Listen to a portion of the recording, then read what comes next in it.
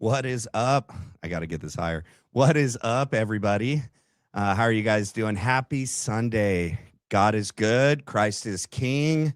He is risen, and we're all together. So it's a good Sunday. Well, I hope you guys have had a good weekend, a restful weekend, a Sabbath-filled weekend. I don't know if you guys, well, for those of you that are on X at all, there's been wait, did I make sure this is on YouTube? There's like, I don't know where everybody's at. Hold on one second. Let me make sure. Yeah, it's on YouTube. All right. Let's see. All right. I think it was, so Erica Kirk is posting now like a lot more on X. And who was it? Was it somebody posted something about Erica, or she posted something, and it had to do with the Sabbath. I'm trying to remember what it was. Hold on. X login. If I go to my home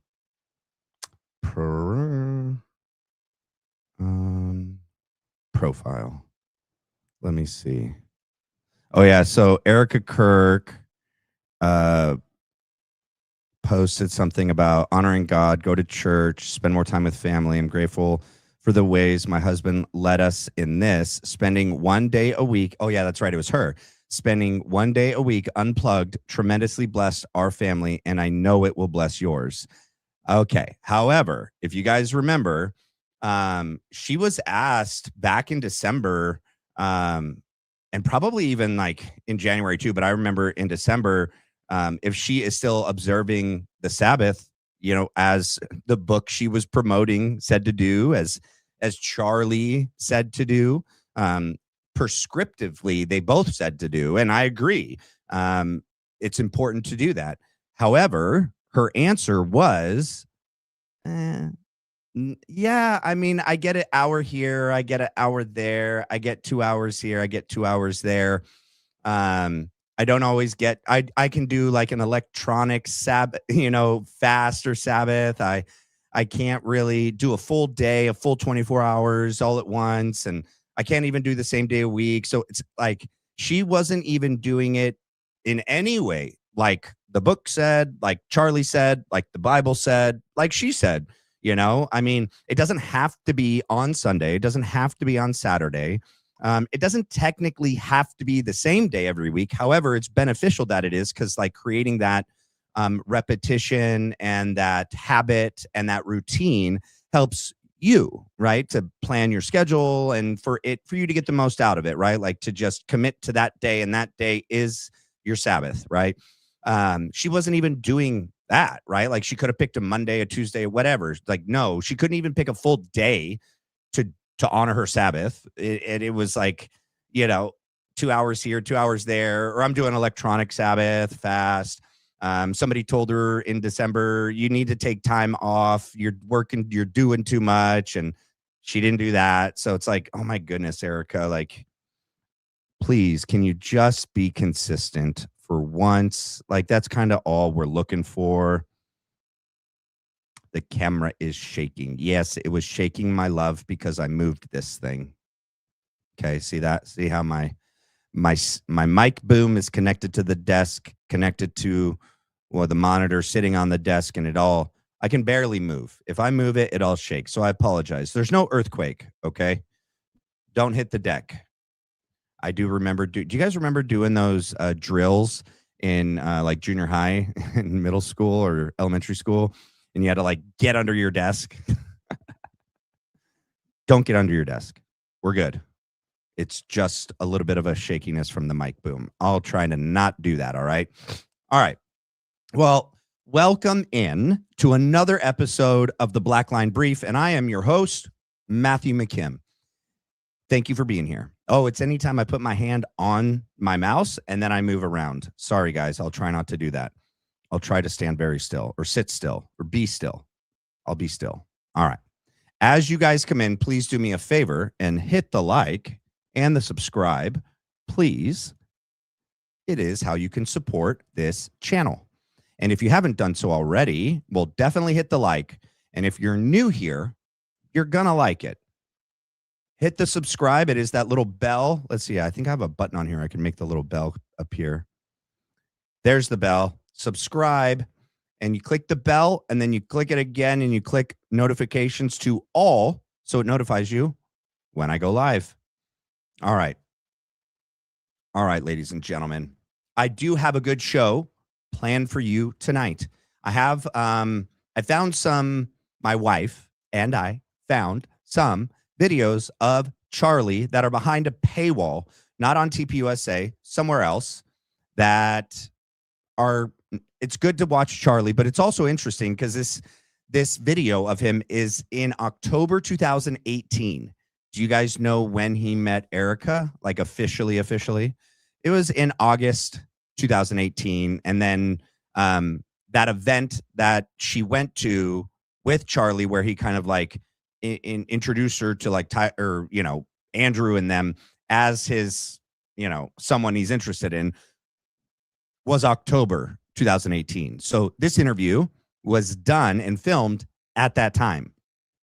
And it's interesting, right, to see where he was mentally, politically, religiously, philosophy, his worldview, his takes, who he was still associated with, who he wasn't at that time, and how much things changed from that moment to the moment that he was taken from all of us. Who's Chad? What is that? Oh, happy Sunday, everyone. Hey, Chad. Oh, that's Jim Bear. She meant chat. There is no Chad. Let's see. Yeah, there is too many Blakes in the storyline. I agree with that. All right, let's get going. As this goes on tonight, please get your supers in as we go, and I get to them as they pop up. I know some people leave them to the end. A lot of times the context of the question or the comment or the statement loses, its context by the time you get to the end. So a lot of individuals in the community have questions or comments based on something happening at that moment. And yes, it kind of like, pauses the show for a minute for whatever video or whatever I'm saying. But I like it that way. I like answering the questions as they pop up. And then I'm going to do a poll. Let's see. How can I do this? We got 1, 2, 3. There might be Gen Z. No, I don't think there's Gen Z. So we have Boomers, Gen X, Millennials. Let's do this poll. Is it a poll? Yes, and I can add one. All right, let's see.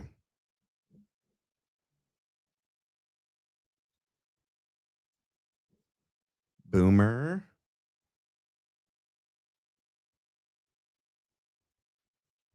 Gen X.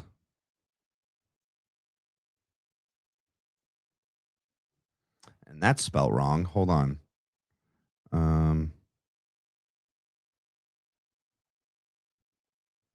One second. It's good. I'm getting it in. I swear. Okay, that didn't work. Holy smokes.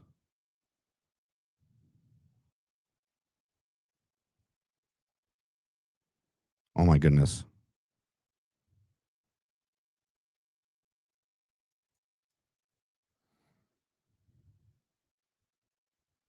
All right. What generation are you?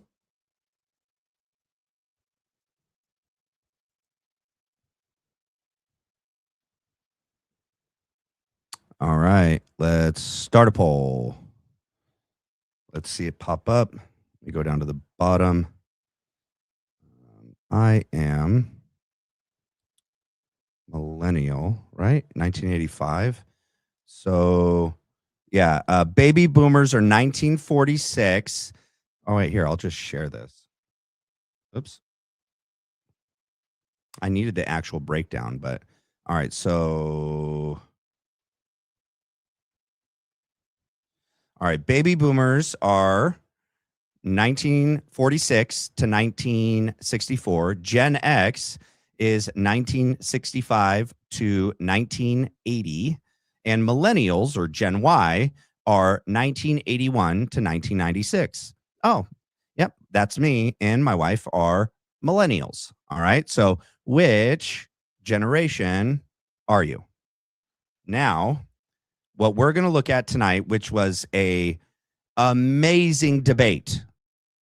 Okay. And what this kind of highlighted for me was that, yeah,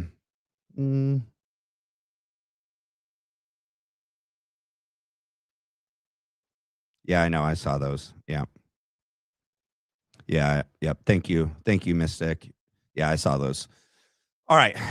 What this highlighted for me was that within the Republican Party, MAGA, America First, where I think the major schism and break is in this civil war, in this divide within the MAGA, America First, Republican right, conservative right, is more so between generations, right? I think it's more so between millennials and boomers, or Gen X. Maybe some of the Gen Xers on the top end kind of fit more in the boomers, and some of the Gen Xers fit on the bottom end, fit more with the millennials.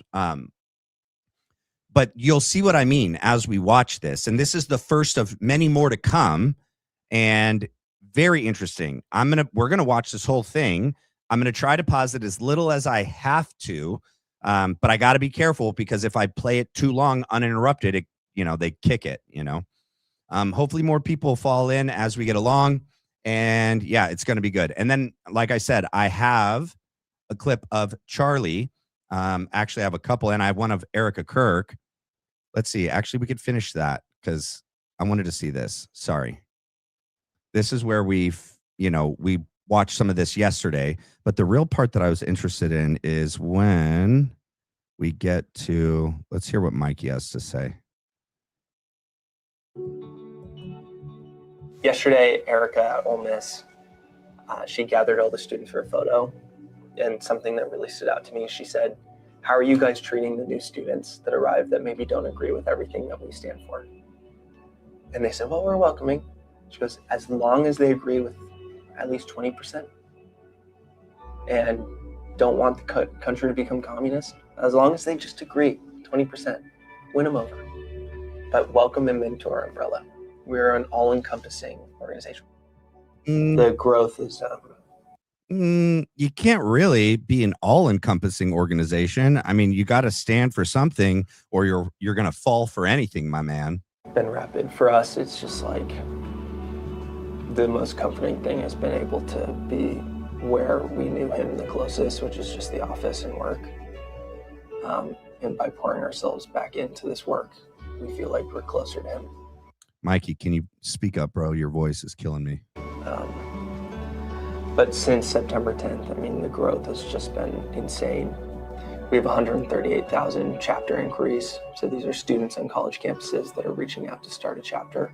Since September 10th, we've started 4,338 new chapters. That's on high school and college campuses. We all know that's not true. A lot of the numbers are inflated and not accurate. Let's get to the point where it's Erica, because I didn't see this part of Erica in this video. I've sent like artwork or just nice kind notes to the Kirk family, and we're just giving some gratitude and saying thank you, and that it's greatly appreciated that they sent that stuff to them. I mean, they said that we were going to be here for a while, and I still have. Do you guys think they're paying these young individuals right now? Oh, I didn't know we had so many Gen Xers. We got 47 Gen Xers, 47% Gen Xers, 11% boomers, and 42% millennials. Do you guys think these individuals here are paid employees, or do you think they're having them fill all these out? It may be a little bit of both. Some of these kids look older than some of the other ones, but volunteers. A whole stack to do. So there's lots of supporters, though, I feel like, which makes me happy to see. This is only a portion of the team. Mm-hmm. There's, 50 people in here? Hi, guys. There's Dan Flood. Okay, so this is after the assassination of her husband. And Dan Flood was Charlie Kirk's personal executive security. Okay. So Brian Harple and Dan Flood used to work for Schaefer Security Group, which was the company that held the contract for TPUSA and Charlie Kirk before Integrity Security Solutions was created by Dan Flood and Brian Harple. And they, outbid. So, I mean, they underbid they cut out Schaefer, right? And then that's when Brian became like the head of TPUSA security, and Dan Flood remained like Charlie's personal executive security guy, right? Charlie Kirk gets assassinated. Number one job for Dan Flood and for Brian, but really for Dan Flood, keep Charlie alive. That didn't happen. Brian Harple either was fired or quit. I don't know. Like I've heard different stories, and if you guys know, let me know. Like, did he get fired or did he quit, or did they just go like, "Hey, we should just go, separate ways"? I don't know. Dan Flood got a freaking raise and a promotion. Make that make sense. Your number one job was to keep my husband alive. You didn't do that. Not only am I not bitter, not only do I not have any questions, not only do I don't hold you personally responsible, not only, am I not wanting to investigate anything you guys did or didn't do, which led to Charlie being assassinated. None of that. No. I'm going to give you a promotion and a bonus and a raise. And that's what Erica Kirk did with Dan Flood. How in the world does that make any sense? It doesn't. So this is a portion, every building you'll see, the staff is family, they're amazing. But what's so special, and people would say to Charlie, everyone's so young. He would say, I don't care if they went to college. Tell me what you're passionate about. Tell me what you care about. Why do you love this country? And so that didn't mean anything to him. He wanted people who were bought into the mission. And that's why, too, when everything happened, we said, if anyone needs to go home, please go home. We'll close down the office for about a week. Wait, do you guys believe that? I'd never heard her say that before. Do you guys really think that she asked the whole company, the whole organization, do you need to take time? So remember in the Zoom call meeting, which was like 5 days after, then the audio was like 8 days after. There were two separate meetings, all within the first 10 days of Charlie's assassination. She's the wife there, not mourning, right? Not just a freaking wreck. And she's like, I'm here to work. We're here to work. If you guys need time, you should take your PTO. I'm not. But if you, who were just his employees and coworkers, if you're more distraught from this than me, you can take time. Can you imagine how weird that would have felt? Like whether you're a dude or a girl employee, a male or female employee, the wife is up there. I'm here to work and I'm not even distraught. And then she's like, but you can take time off. Can you imagine how weird that would feel? You're going to be like, wait, like, even if I actually do want to take time off and I feel like I might need time to process this, she's not taking time off. That's going to look weird. His wife isn't taking time off. Why would I take time off? It's like this. It's a forced choice, right? We call an ABA, you have a forced choice. And it's not really a choice in that regard. You know what I mean? It's a forced choice. You're like, I guess I'm staying. She's staying. I guess I'm staying. You know what I mean? That's what I'm saying. It's just like, oh, Erica. 3 to 4 days in, we kept getting emails and text messages from staff members saying, please let us come back. Open the doors to the office. Open the doors. We had food here for them every day. Wait, so she just said they were closed? We got to check that. Was it actually closed for 3 to 4 days? And then she was getting emails from staff saying open. We got to open back up. Well, okay.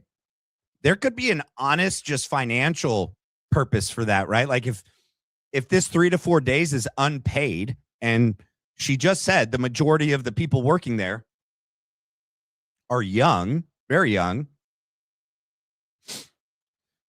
they need money. They need to work. They need to pay their bills. They need food. I mean, even if it's true that they did close it down for 3 to 4 days, and then they, these employees were like, open back up. In my opinion, it would probably be because they need money to pay for bills and food and life. That's just my opinion. Bring their kids, their family. We just wanted a space for them to be able to be here. We had pastors and we had therapy dogs and we had everything there for them because no one wanted to be alone. This was family, and no one's left. No one's been fired. No, there's been no rivalry. There's been no coup. There's been no internal takeover. Everyone's a family, and it's a testament to what Charlie built and how he hired. Charlie hired all of these people. He knew about him, yeah. Just about anyone you ask here says they feel Charlie's presence around them all the time. Everybody is passionate about Charlie's legacy, keeping it on. And so those of us that were closest to him and really understood it are just like continuing to just have conversations literally every single day on how to approach this, how to continue our campus events. It was always about the students for Charlie. And so that's going to be the future, is putting the mic back in the hands of the students, continuing our campus events with students. And which they haven't done. We all hear Charlie's voice. Which they haven't done at all. Yeah, they haven't. When people lose someone they love, oftentimes they say, I can still talk to them. Yeah. Do you still talk to Charlie? I'll get home. It's late at night. I'll be getting ready for bed in the bathroom. I'll keep looking in the shower, trying to see. He would always write on the shower when he was in there. He would write numbers and things. And at the end, he would do his signature at the end. Obviously, it's been so long since he's taken a shower at home, but I still look for it. I talk to him all the time. I'll say, baby, just give me your wisdom. Speak to me. People would say, if you can't sleep, take something to sleep. The Lord has let me sleep just fine. But I don't want to take anything. That's not how we operate. If I take anything, it'll numb me from being able to hear from the Lord. And for Charlie, I want to be able to talk to him. I want to feel this so deeply, so that I know how the Lord wants to use it. And if I'm numb to that, he can't use me. But I talk to him all the time. Charlie, what did you think of this? Can you believe this happened today? Gigi said hi. And I realized that's healing.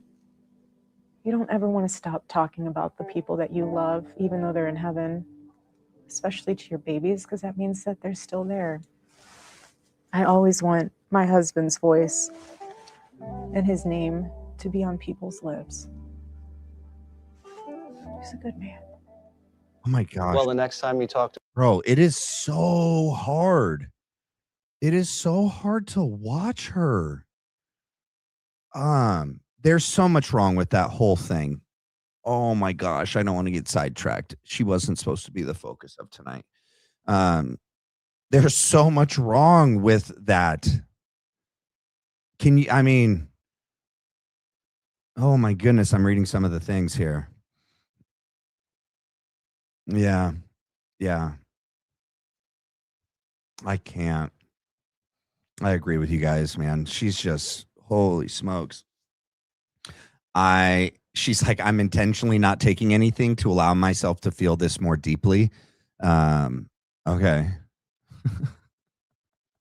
All right. So this is what we're going to get into. The divide within the Republican MAGA America First Right. Mainly, it seems that it's between the, boomers and the rest of us. It seems for this debate, there's 3 and 3. Okay, let's get into it. It's a really good debate, and then I have a clip of Charlie that's really good. That's gonna fill in some spots. All right, let's do this.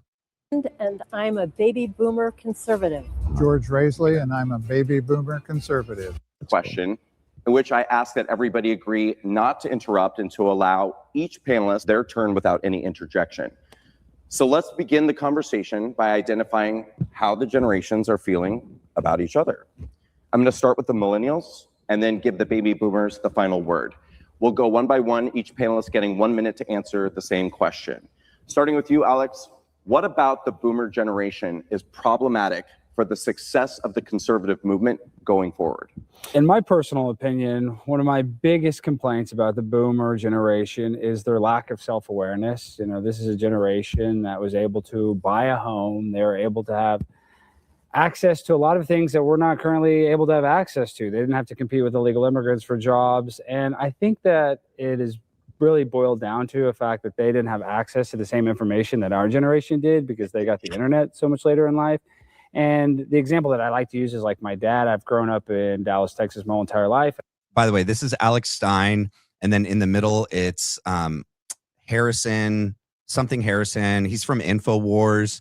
And then we have Owen Schroyer, who's now got a very popular and big, show on YouTube and probably Rumble and stuff too. He's a podcaster, but he was a January 6er. So that's the millennials that's represented. I don't know the names of the boomers, but they'll say their names. And if I tell my dad that the CIA was involved in JFK's assassination, he almost wants to hit me because he doesn't believe in conspiracies. But then I talk about the Vietnam War and I bring up the Gulf of Tonkin, which was a false flag attack that brought us into a war that killed thousands and thousands and thousands of people, in a war that he was almost drafted into. He just doesn't understand that because he doesn't know how to work the internet properly. And so I think it is just the lack of self-awareness for the America that they used to live in is gone. It's not the same one that we're in right now. Correct. And the fact that they have a lack of information that young people like myself were able to get. Harrison? I think we need to work together. I know it's supposed to be a debate. I feel like there should be a call to action for the boomers because I think Alex is right that there's a disconnect with the younger people. And I think the biggest problem with the boomers, if that's the question, it's the holding on and the hoarding of power. And that there's not been a good enough job done of passing power on. I mean, we don't even have Gen X here, right? They aren't even represented. We've skipped right over them. Now the millennials are waiting for our turn. It's almost like Gen X never got the turn. It's almost like the boomers that got into office in the 60s are still there, still running things, and haven't actually cultivated that younger generation to replace them and to pick up the reins. And so that causes resentment in the younger generation, which is of course returned, I think, from the boomers because they feel it and spit it right back. So it seems like the boomer mentality that I hear a lot that gets on people's nerves is, you guys should have seen this place when we got here. It was a paradise, I would echo the access and the influence that Harrison is talking about, where I think millennials feel like they're kind of getting cut out of the deal. And what I would use the current example. All right, you're going to see throughout this, and it's just these 3. I'm not making a swooping generalization, but for the most part, you're going to see a lot of, maybe I'll say it afterwards. I'll let you guys watch it, and then they're going to do their introductions, but that takes a while. Let's go straight to the first question. Okay. Handoff here. The America First side of the political spectrum has taken a much firmer stance on H-1B visas compared to the Trump administration. Many of them want to send all H-1B workers back to their home country and terminate the program, while the Trump administration is expanding it. Let's take a look.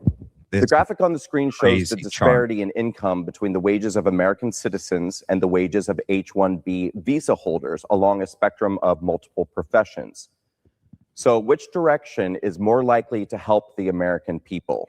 Well, I think that the graph is a pretty telling pretty telling story right there. And I think that this gets back to the conversation where I just feel like boomers never dealt with this. I feel like boomers never dealt with a job market that was inflated by foreigners. And this is where I think that millennials are a little more resentful to the Republican Party, even spiteful and contentious, you might say, is because we continue to get screwed over on this thing. Trump was supposed to be different, and he's going right back to the same neocon boomer policies that have been angering my generation since we've gotten out of college. And so yeah, and so I'm going to keep playing. Just hold on one second, okay? I apologize, but we have to also keep in mind, so my mom is a boomer as well, and I love my mom, all right? But we are a product not only of, our family that we're raised in, our community, our state, our country, but also the time in which we're raised, right? Because like the schools were totally different when the boomers and even Gen Xers were growing up. Awareness about like mental health and things that were going in our society just in the United States, the culture as well influences us. And then, the broader picture of what was going on in the world at the time. But so I would have to say that keep in mind of when boomers were being brought up, there wasn't the same awareness in, or I don't want to say like education or understanding, I guess, about a lot of the things that are just kind of commonplace for us from when we were, kids to today. And so you're going to see this difference on display, and it continues to clash throughout the debate. you just see it again. They say one thing, they do the complete opposite. And to us, it's like, why are you doing this to us again? And it doesn't matter if you're a left-wing millennial, a right-wing millennial. We're all having to deal with this. Into this, because I think one of the main reasons I wanted to do this conversation is when we look at the generational divide, that piece of the divide that's happening in MAGA right now, what I find, and obviously I'm generalizing, is that it seems like within the boomer generation, there is a lot of resistance to any sort of criticism of Trump. And I don't really understand that. So I'll let you guys speak for yourselves here, but what is your position on that when we talk about, Trump wanting to expand the H-1B program? Well, here's the thing. I think that there's a little bit of confusion here between the conservative movement or movement conservatism and MAGA. MAGA is a marriage of convenience between a lot of different interests that came together to elect Donald Trump to enact certain policies that they all sort of agreed on. And they are justifiably pissed because Trump has walked away from some of those things, or at least not got them done as fast as he said he would during the campaign. The conservative movement is an entirely different thing. It is based on a set of principles that Trump has, a very limited, affinity for, but essentially, Judeo-Christian values, government. I apologize for how slow the two boomer men are going to talk throughout this thing.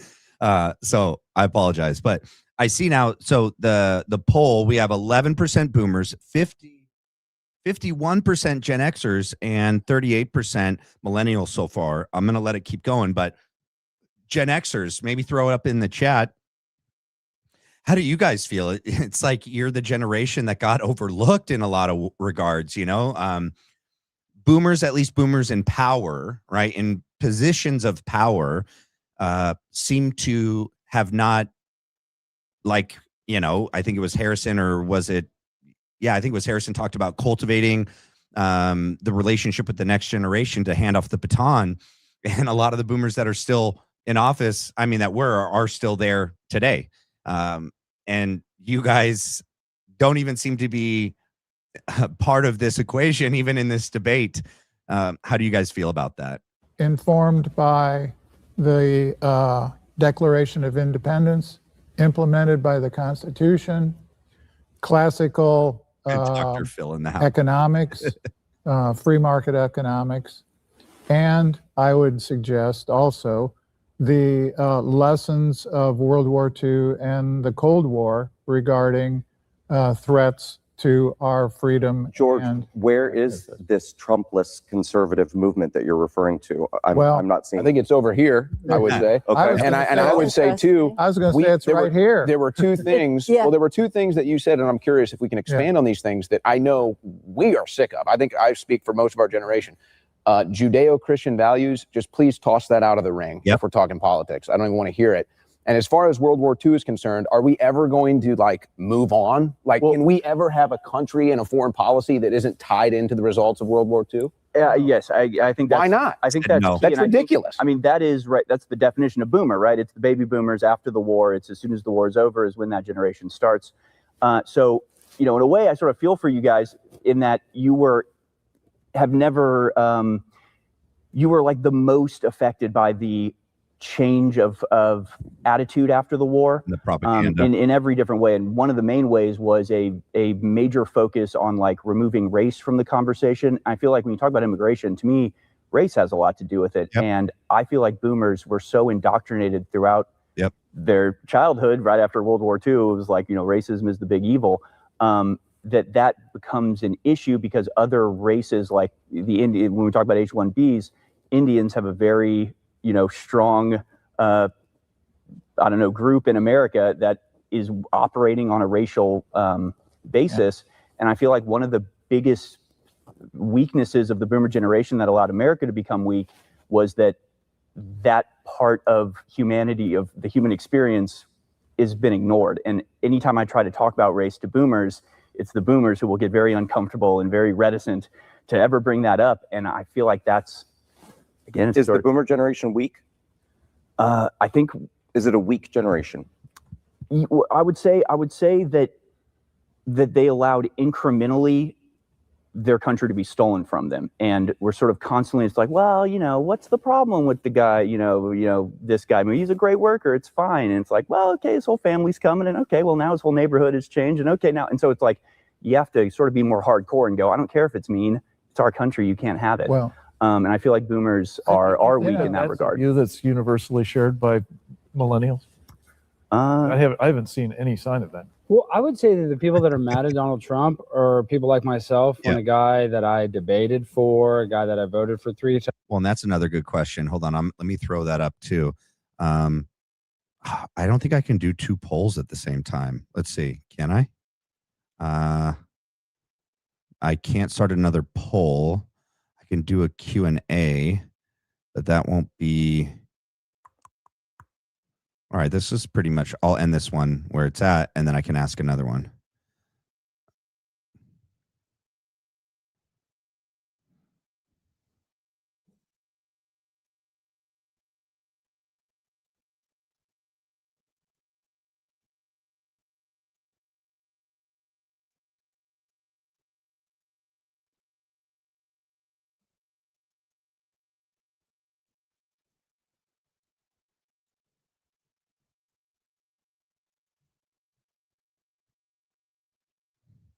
Let's see.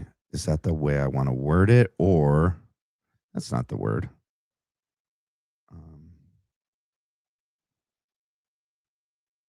I guess we'll do this one, and then I can also do another one afterwards.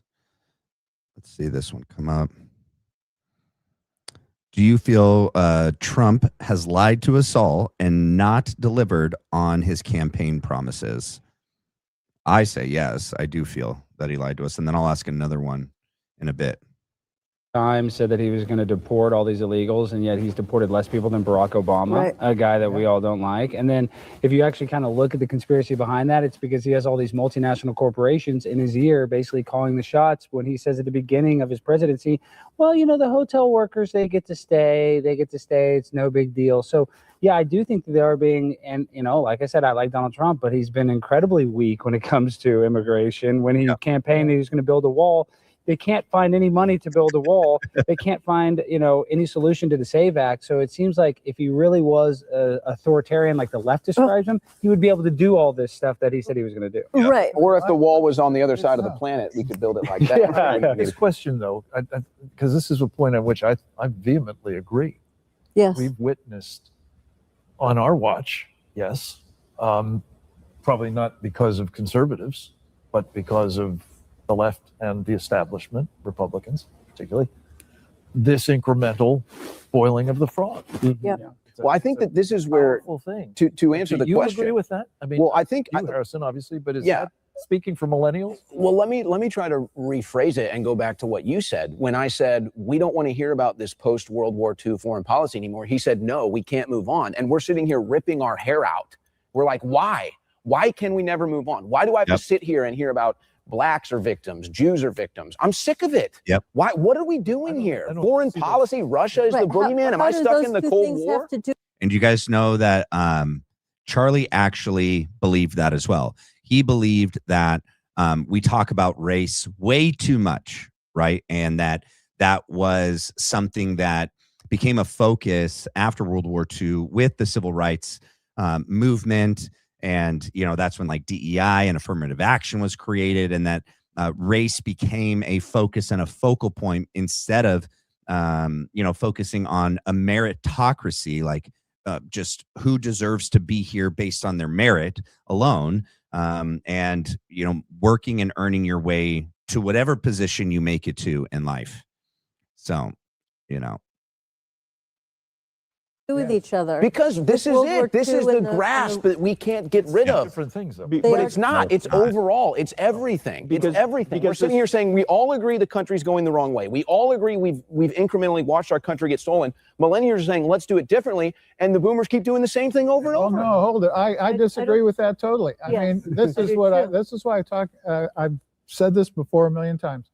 There's too many people, especially millennials, who think that history started in 2015 when Donald Trump came down the escalator. What? And all of these issues that you're bitching about have been fought time and time and time again. And we thought Trump was going to be different. That's what we're saying. And it was the same thing. Yeah. By the way, so did we. So did we.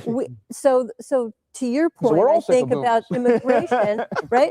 But No. well, and keep in mind too, like they're going to say that they feel the same way, but then they want us to trust Trump with his foreign policy and with Philly. Okay. So like they're going to admit that they even feel deceived and lied to by Trump themselves. But then when it comes up later about whether or not we can actually believe anything Trump says or does, particularly when it comes to, our foreign policy in the Middle East, they still want to trust him. I don't get it. immigration is not only damaging, but it's also a betrayal. Right? And that's you're suffering the effects economically, the financial effects of that horrific chart. Yep. That's very real. But I think we're all really suffering a sense of this was, in parlance, this is not what we voted for. But there's a lot of things that we voted for that weren't happening, but certainly getting rid of all illegals and a lot of legals and people who are, here under false pretenses, people who are here literally potential terrorists, not to mention the whole job situation. Okay. And I'm not picking on boomers. This is just like, this is what it is. This is what it is. Okay.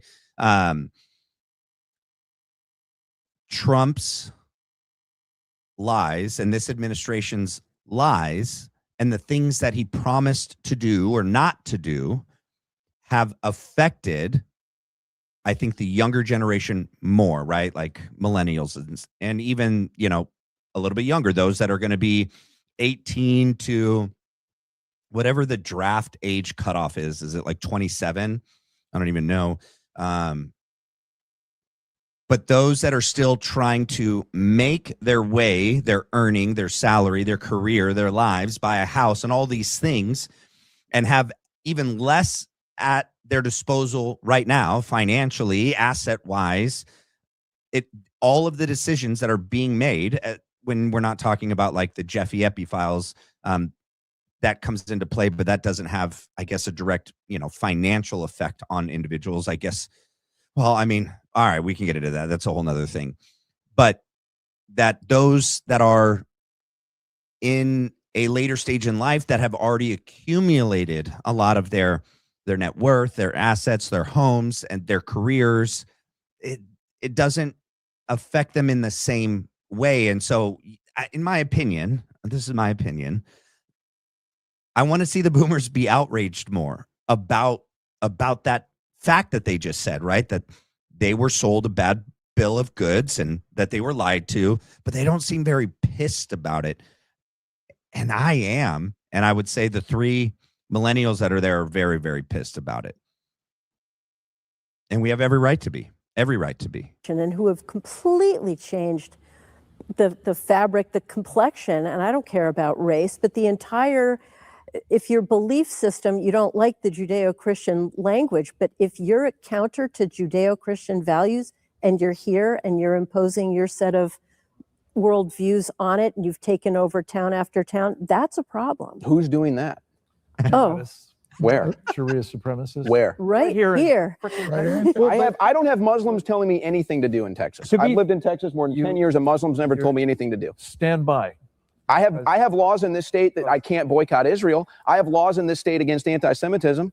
Who's right? So this is what's interesting, right? I do know that in Texas there are full-on towns and cities, and they, yes, there are communities, mainly Muslim communities, and they're all over. But Owen's making a good point. The people in power that are, voting and on laws and legislation, whether that be in the state of Texas or federally, are not Muslim jihadists, right? They're just not.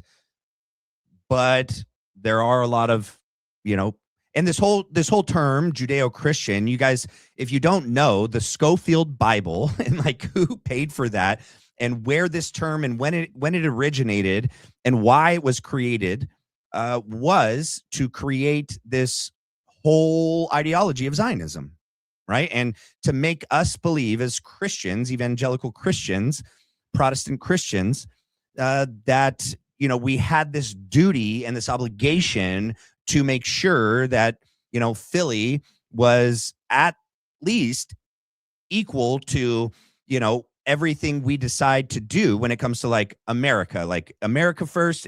They're saying, like Philly first should be right there, not beneath, but equal. And that we have all of these things in common when really we don't. You guys, we share the Old Testament. Yes.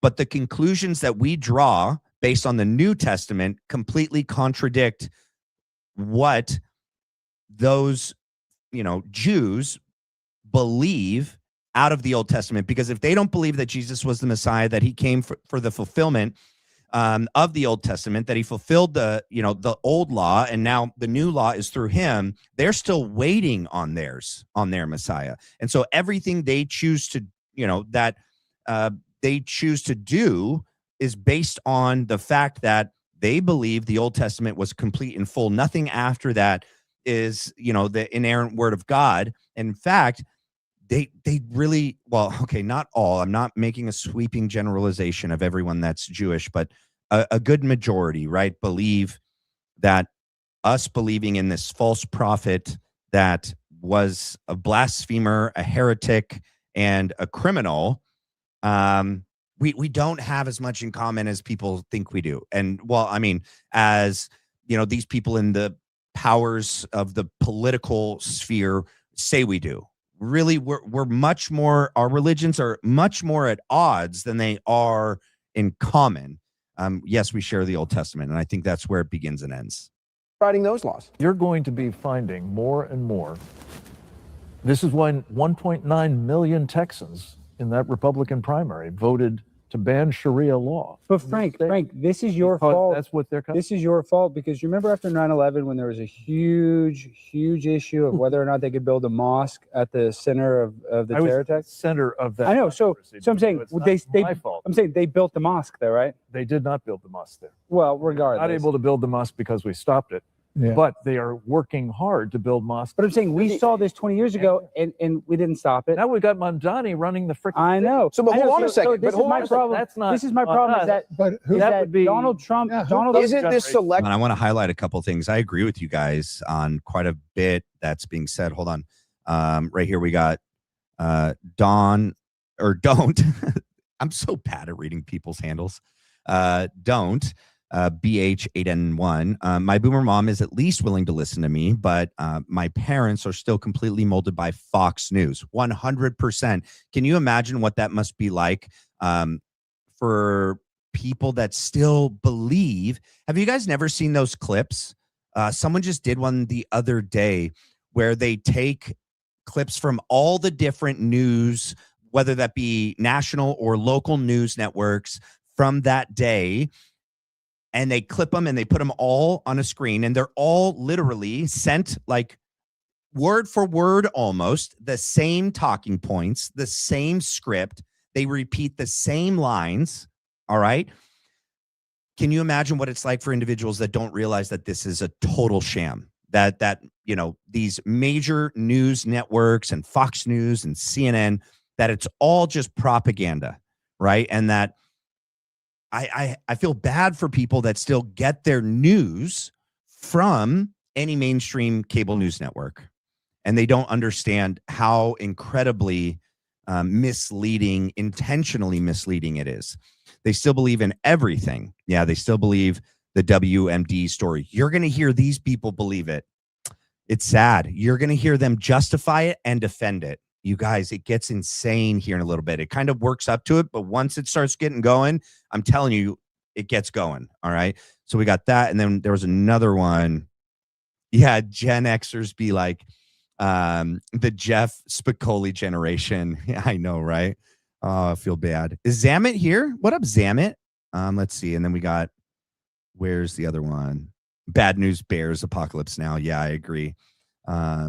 MAGA was a bait, Zamet. I agree. MAGA was a bait, 100%. And that's why I believe personally, even if you look back in 2016 when Trump did that famous debate with Hillary and he calls her a crook and, you know, a criminal and she needs to be, you know, prosecuted, like literally the next day, he's at like a gala with her and they're like, fine. They're like friends. And now fast forward to today, where he's defending Bill and Hillary before they're going to be deposed for the Jeffy Epi thing. And he's like, Bill's my friend. You know, I think this is a shame. You know, I used to give a lot of good money to Bill. I know that's not Trump. That's more Bill, how he talks. But nonetheless, he's defending Bill and Hillary and they're friends. Right. And I don't think he ever switched from being a Democrat to a conservative Christian at all. I think we just wanted anyone. We were so desperate for someone authentic to say some of the things that we were thinking and how we felt. And he uttered them and he said them. And he appeared to be not part of the swamp, because there's key factors that made up who he was that made us believe that he had his own money. He didn't need their money. Okay. And so that he was going to pay for his campaign, at least the first time around, himself. Right. And that it seemed that he was at odds with the Republican Party itself as well. The established Republican Party came out and attacked him, the Never Trumpers. Right. I don't even know if that's for real, because look at the Never Trumpers now. They are the new MAGA. Right. They are everyone that's supporting him. So either something happened between then and now they all see eye to eye. And there could be good explanations for that. Like, okay, he was assassination attempts that were on his life. He could have been threatened. He could have been blackmailed. He could have been bribed. There could be a lot of explanations. It could also be that the whole thing was a sham, right? And even them, you know, charging him, prosecuting him, indicting him.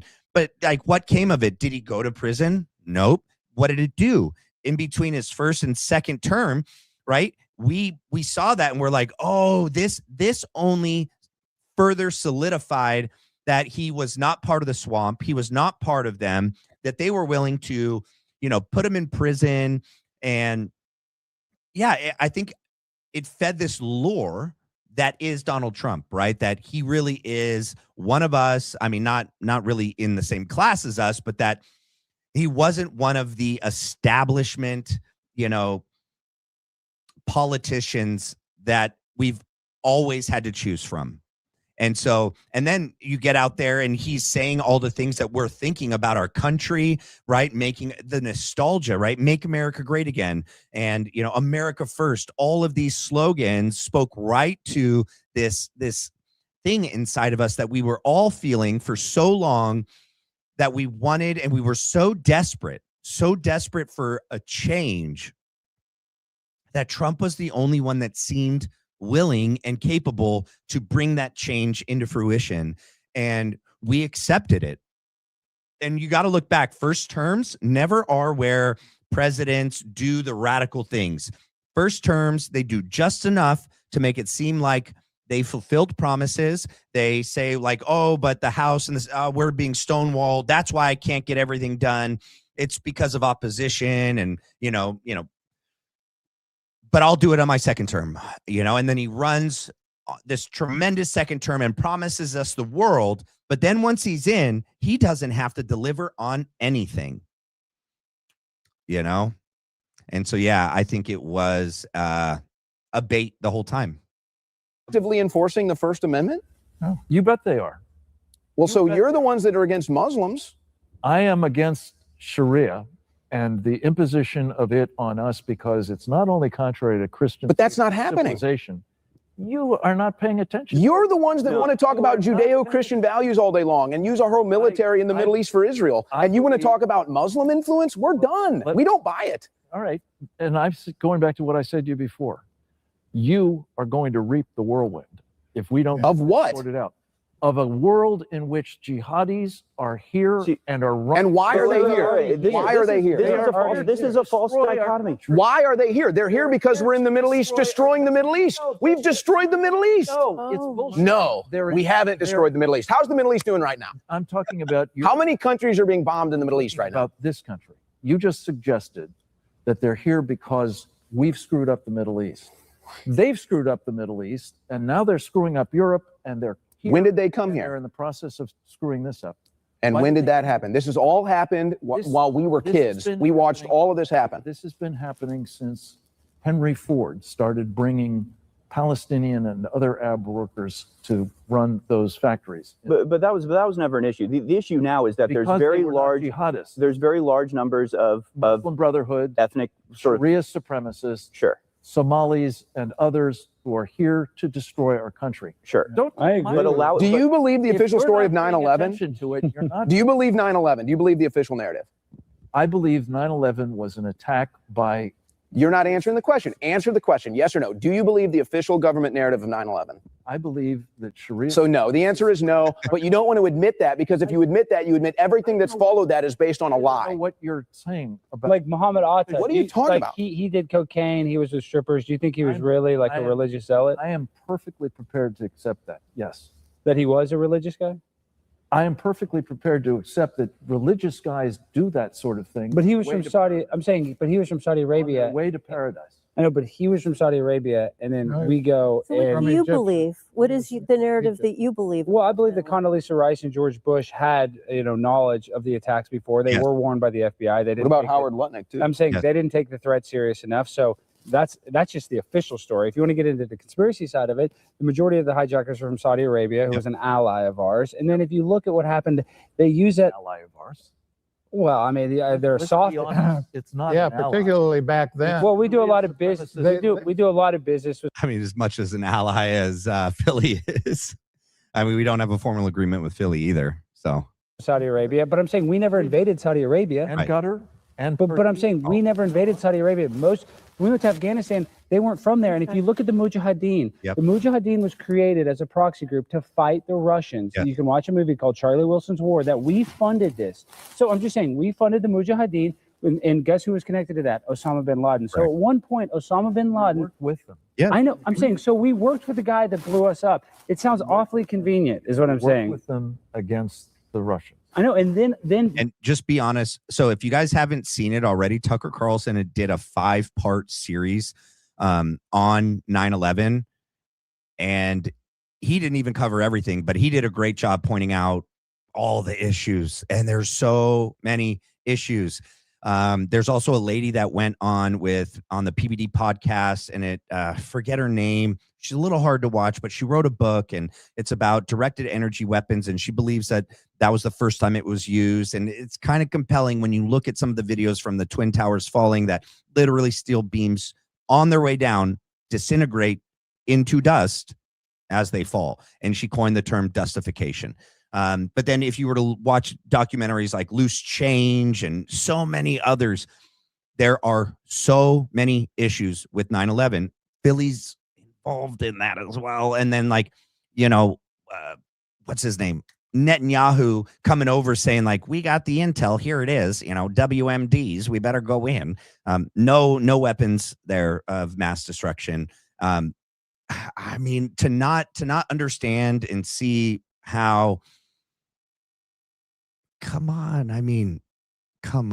I don't even know how to finish that. Then all of a sudden he just attacked us. It's just the story. It doesn't pass the smell No, test. it doesn't. It doesn't pass the physics test. He was consistently pursuing a Sharia supremacist. Then why did we support him? Why did we give him money? Regardless convenience. Regardless of all that, Now, hold on. With the Soviet Union, instead of this devolving into an argument about 9/11, which I'm enjoying, by the way. The upshot of that is that at the elementary school near my house, Travis Heights Elementary in Austin, we have such an influx of Afghans. They're teaching classes in Pashtun, and American kids can't get education. Crazy. Patriots, this month the Walkaway campaign turns 8 years. Hold on, let me skip. They do this little commercial. Let me go right to there. You can go to walkawaycampaign.com and please donate. So they're here because we went to war in the Middle East. In jihad as well. But they wouldn't be here if we didn't go to Afghanistan and blow up their country, and then we brought them all back with us. All right, so the poll looks like we're at, let me go here real quick. The poll says to the question, do you feel Trump has lied to us all and not delivered on his campaign promises? 97% say yes, 3% say no. So I'm going to end the poll because I'm going to ask another question. I'm going to do another poll.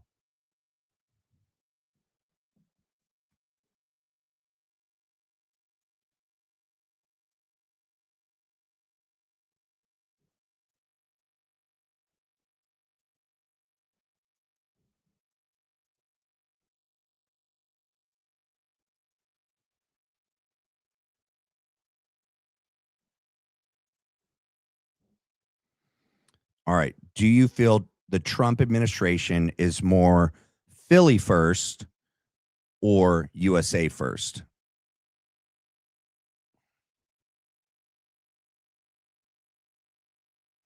Oh, I think I need. I'd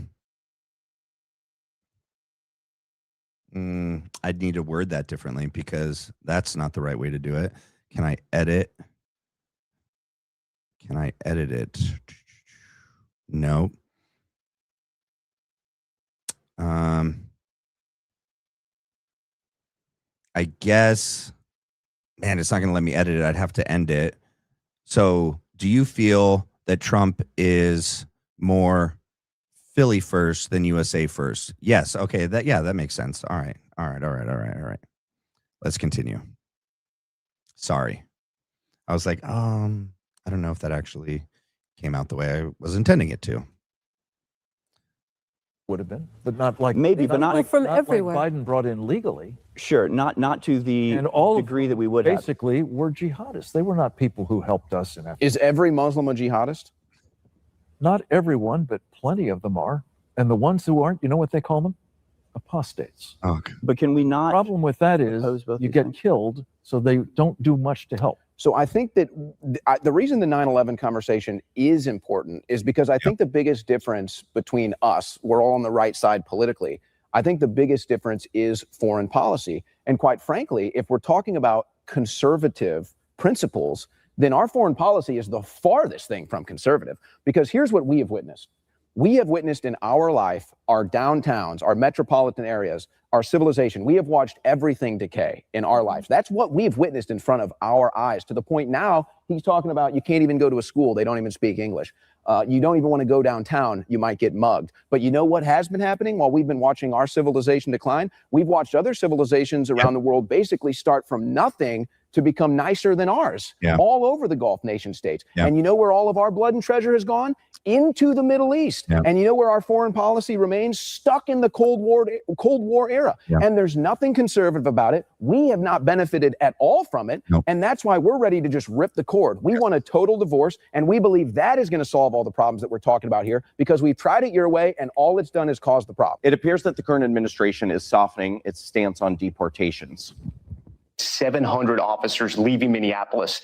Did that come from you? Yes, it did. I learned that maybe we can use a little bit of a softer touch, but you still have to be tough. These are criminals. We're dealing with really hard criminals. Many countries opened up their prisons and dropped them into the United States. Those are the people we're getting out. And we have a lot of heart. And I said, you got to lighten up on this. We have a lot of heart for people. They came in illegally, but they're good people, and they're working now on farms, and they're working in luncheonettes and hotels and all. And we're looking to get the criminals out right now. Seems like a drastically different stance than he had before. Does this worry you? Yes. Yes. Yes. And what's going on? That was one of the first instances where I was prepared to walk away from Donald Trump after working my tail off in 3 elections and putting a lot of time, effort, blood, treasure, etc., into getting him reelected. To see him back off from that was beyond disappointing. Why do you think it's happening?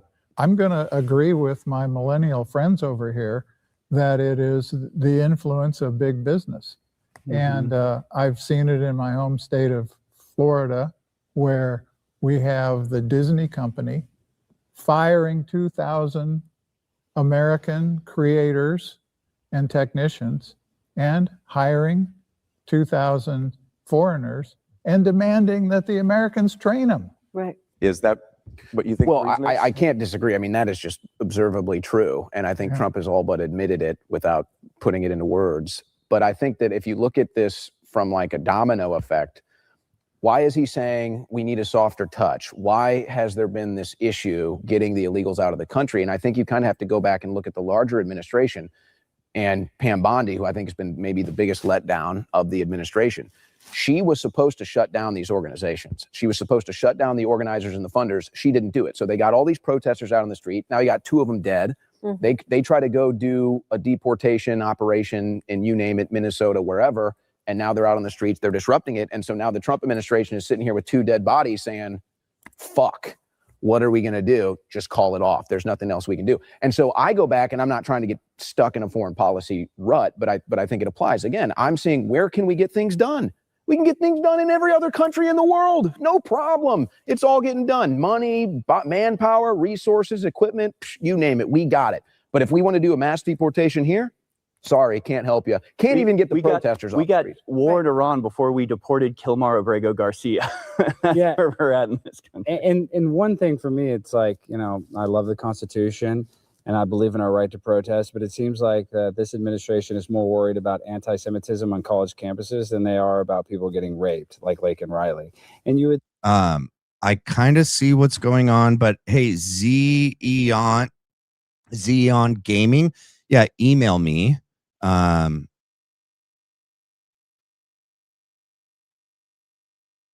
Email me whatever it is that you are wanting to talk to me about. I mean, I don't have the higher level of my membership set up to get more access. They all get the same amount of access as of right now. And so you would only, you know, have to do the lower one. As the channel grows, we can, and I think the lower one is like $199. But you can also email me because I'm not able to see what the very first message was about. I just saw something about memberships and that you want to reach out to me. But my email's on the channel, and it's theblacklinebrief@gmail.com. So hopefully, reach out to me with whatever it is you're wanting to discuss.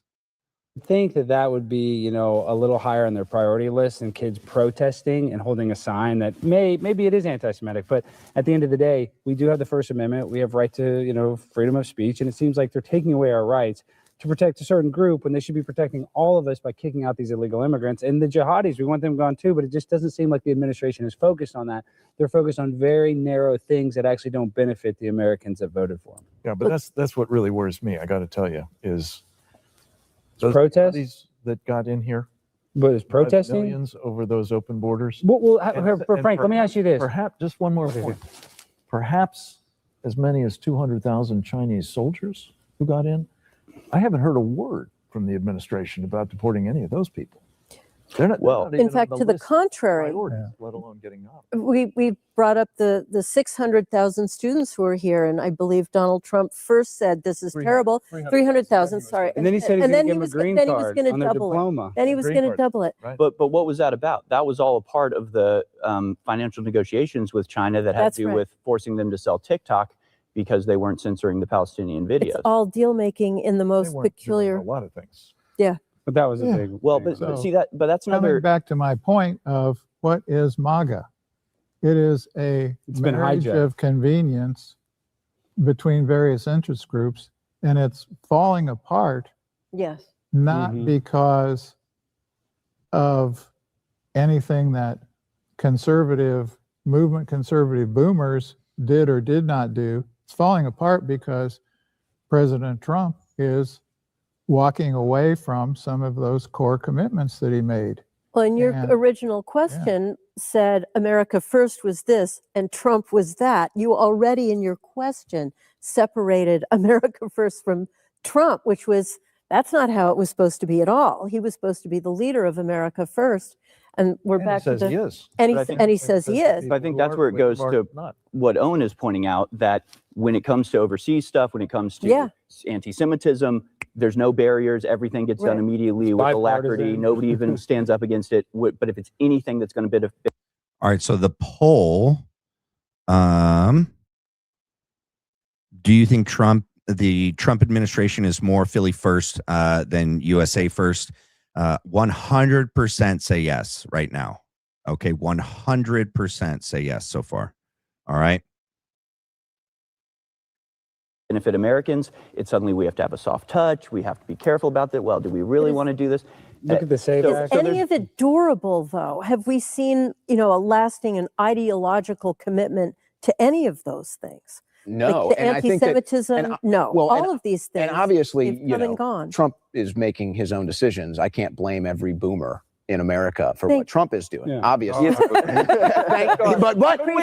a boomer, but he is a boomer. He is a boomer, and he's surrounded by boomers, and he's making deals with boomers. And so, again, that is true. You can't blame everybody for that. Well, but I don't know. Listening to kids. But it's like, He's very much we're not listening to kids. He's not anymore. Well, when it comes to going on a completely tossed us podcast, overboard. he listens to He kids, wanted to but talk to us I don't when we would vote for him, and then as soon as he got in, he overthrew all the agreements he made with our generation. And I don't know if you guys have ever seen the OK Boomer meme. It was kind of a popular thing in pop culture. You may have seen it, but that's what this is. It's like, OK Boomer, here we go again. It's like, OK Boomer, here we go again. OK Boomer, you believe the official narrative of 9/11. It's like, okay, you believe the official moon landing. It's just like, oh my gosh, OK Boomer. Oh, it's like, can we ever move on? Like, can we ever do something for our country? We're sick of this same policy, no matter who's in power. Which policy are you talking about that you're sick of? Exactly. I'm stuck in a post-World War II world. I'm stuck in a post-World War II world where I have to sit here and act like every Jew is the biggest victim on the planet. I'm stuck in a post-Cold War foreign policy where Russia is still the boogeyman. None of this stuff makes sense. In fact, quite frankly, and this might be a little controversial for you, but I truly believe if we divorced completely with the Middle East and just got completely out of the Middle East and actually... Dulcinea, thank you so much for where you at. Thank you so much for stepping in, and helping out. I appreciate you, Dulcinea. Quick question. Are there a bunch of other big channels live right now? Just wondering, if a lot of the regs that are here aren't here, and I'm just wondering. Let's see. Wait. Gifted one Blackline Brief membership.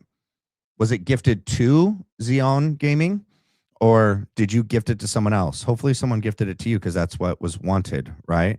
Also, I don't have it set up where only members can leave comments, because I kind of saw that in the thread.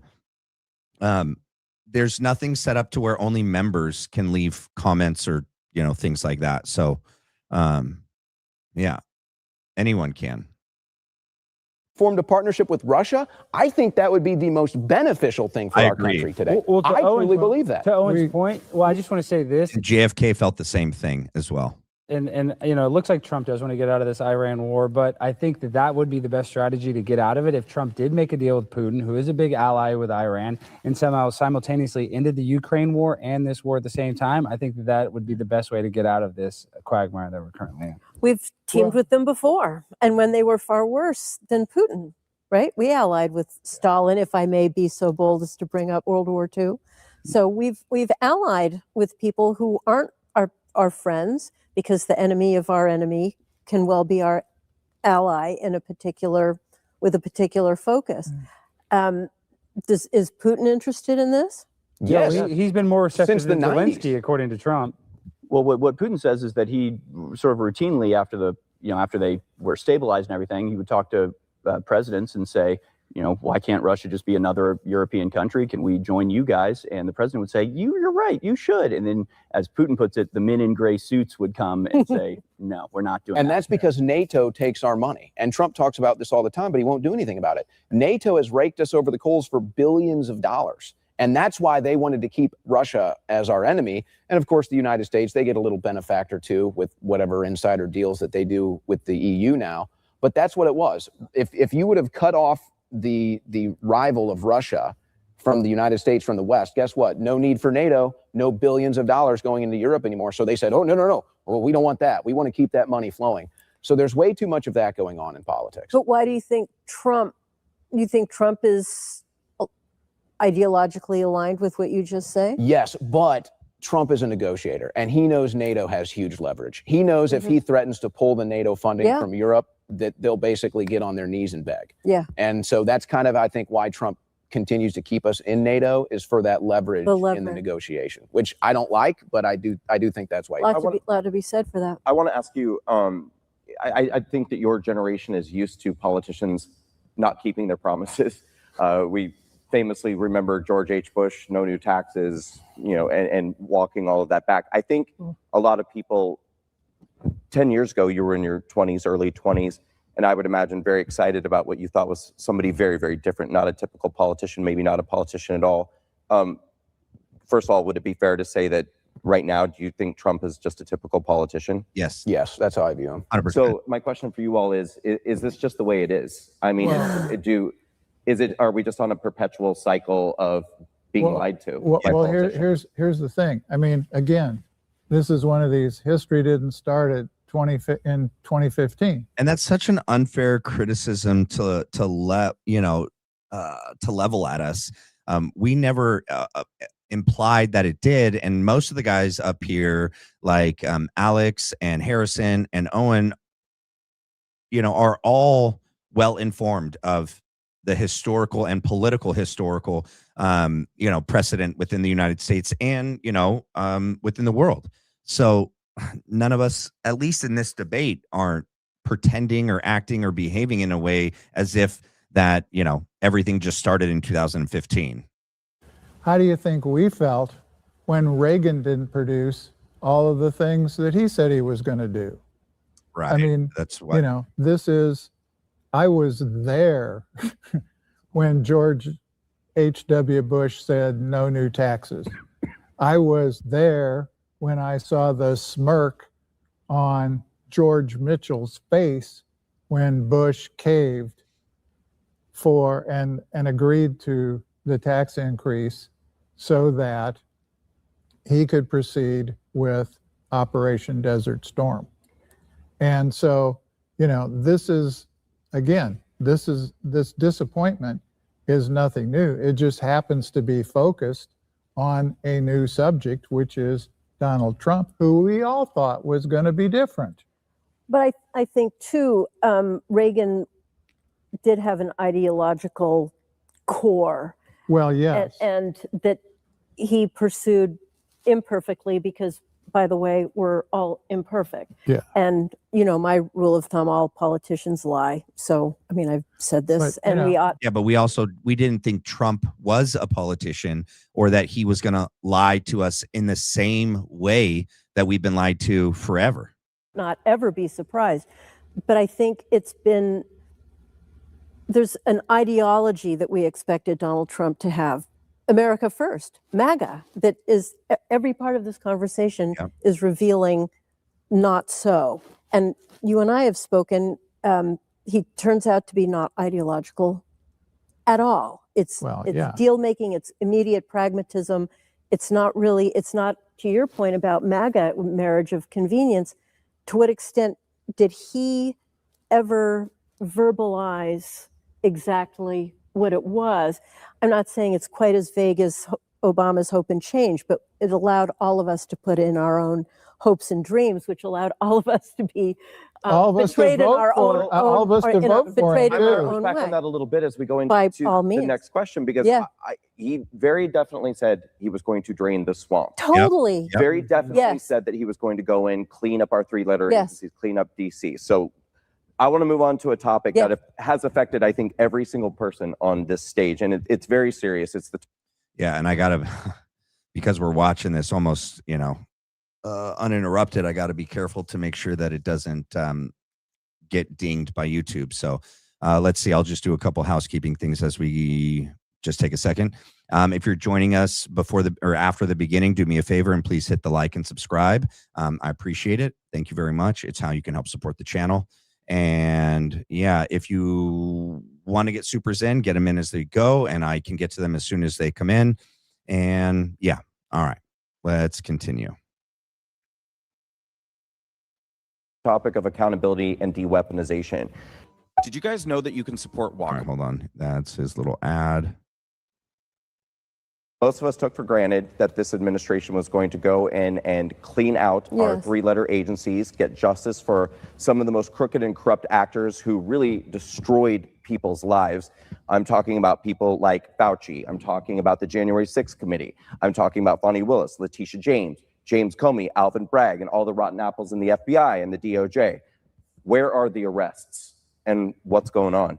Well, I want to make this point. I'm actually friends, and he's an Orthodox Jewish guy. His name's John Gross. He's probably gonna get mad that I said this, but he just left the DOJ because he was a J6 attorney, and he kept on writing memos encouraging the Department of Justice to investigate the Department of Justice, and Harmeet Dillon will not do it because they're not going to investigate themselves. So if you think that there's any chance that we're going to get any sort of retribution for the January 6th committee, no way. 0% possibility. So we have Trump in that's not going to go after the corruption that he campaigned that he was going to go after. Right. So it's very frustrating, especially because we know that was a scam, you know, and obviously you're affected by January 6th. A lot of people's lives were ruined. And yes, that was probably the best thing that Trump did was pardoning the January 6ers, but that doesn't take back the time you lost, the money you lost, the relationships that you lost, the family damage. I mean, it's just so much. You don't even get any sort of retribution. You don't even get any financial, lawyer fees, right? Yeah, restitution. Right. Yeah, it's a horrible situation, and it would be so.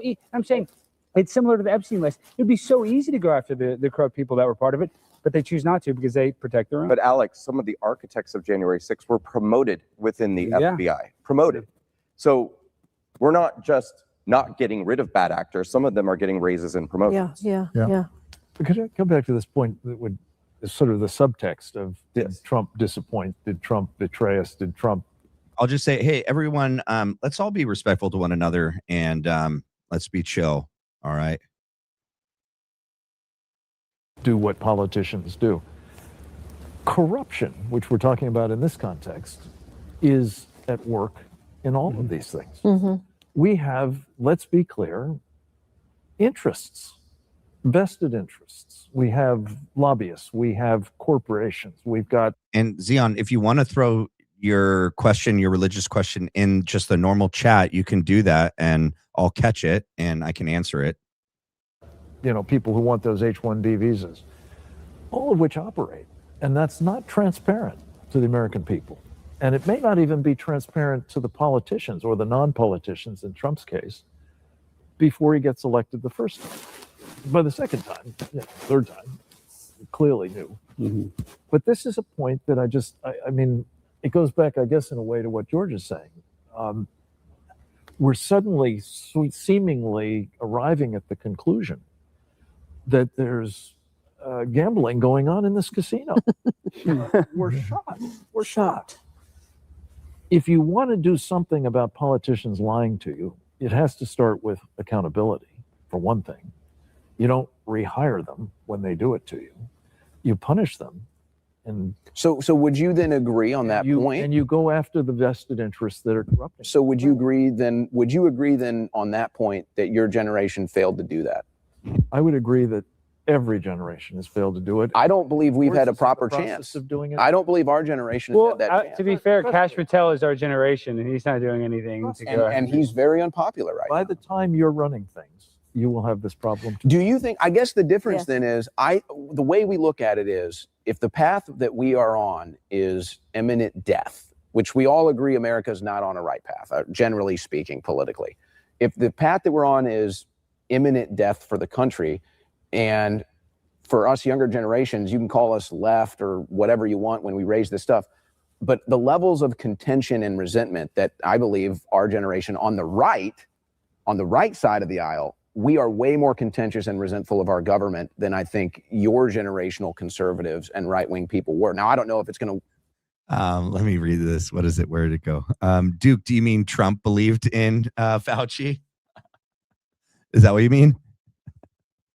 Or did one of these guys just say something? I'm paying attention to the chat, and there's a lot going on that I missed it. Have any different results, but I feel like that's what we're just looking at, this monstrous system that is nothing but corruption, and we keep hearing why it has to continue. And our generation, both on the left and the right. I actually agree with this.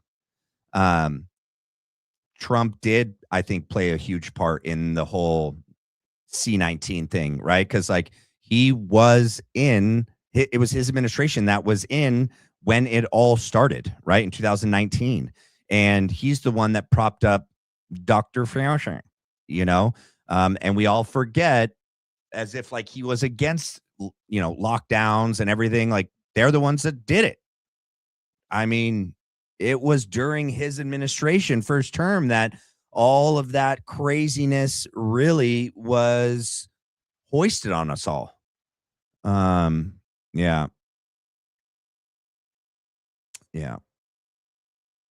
Maybe, quite frankly, our generation is saying, just tear the whole thing down. Yeah. Just tear the whole thing down before it goes on enough. Well, there's an urgency to it for us, I think, because people saying, well, I'm not voting for the Republicans in the midterms because this has been so disappointing in the Iran war and everything. And, I see people online saying, oh, you're good. So but we're moving the ball down the field. But, at least if we have Republicans, it's moving in our direction. I'm going to give you guys your credit on a couple things. Like, let's see. I agree with Zion. I think Trump had a lot to do with it. I remember. Operation Warp Speed. Here we go. The first year of C-19 was on Trump's watch. Let's see. Yeah. Right. Yep. Yeah, I agree. Yeah. And Renita, I agree. We want to start from scratch. We want to start over. We want to redo. And it's like, well, we're about to die. Well, the game's almost over. We can't just be moving the ball down the field. We've got to score touchdowns. So there's a certain lack of urgency, I feel like, and yet millennials, or maybe I'm not speaking for everybody, but I feel like, okay, if we don't get it done right now, Gavin Newsom's going to be president. We're all going to be in jail, and they're going to give backdoor, residency to everybody who came across. The midterms go bad. Then we'll start going. Well, the midterms have already gone bad. We feel that urgency like you cannot believe. That is what drives us. The urgency is But part of what I think Deeply is understood. slowing us down is the inability sometimes to even be able to talk about these things because of the whole, stop the infighting crowd. This might not seem like a generational issue, but in some ways it really is, because when I see people online expressing outrage and frustration that nothing seems to be happening, it often seems like it's members of the baby boomer generation jumping in the comments and scolding people for not being patient enough and lending what could be described as limitless optimism that everything's being handled behind the scenes and justice is coming, just give it more time, trust the plan. But what if it isn't? Yeah. And why aren't we allowed to be frustrated and ask these questions without being reprimanded? Well, I want to say that those questions should be asked and they should be answered. And there have been answers in the past to these same kind of situations. And I hate to keep going back to Reagan, but that's a model that's worth following. I mean, in the late 1970s, there was immense, it's hard to put it in words. Anger is probably the best word. Frustration, but it was deeper than that. It was more visceral. And what people did, because we didn't have the option of going online and ranting, is we got organized. We went precinct to precinct. We elected conservatives to run the Republican Party in many states, and we elected Ronald Reagan. And what I see going on today is not that level of figuring out how to solve the problem. Ranting online is not going to solve the problem. And that's not what a lot of us are doing. Electing new people from your generation or people who are not from your generation but who share your concerns is the only way to fix this stuff. Well, you know what? Trump came out of a similar frustration with Obama, right? So Trump was the reaction.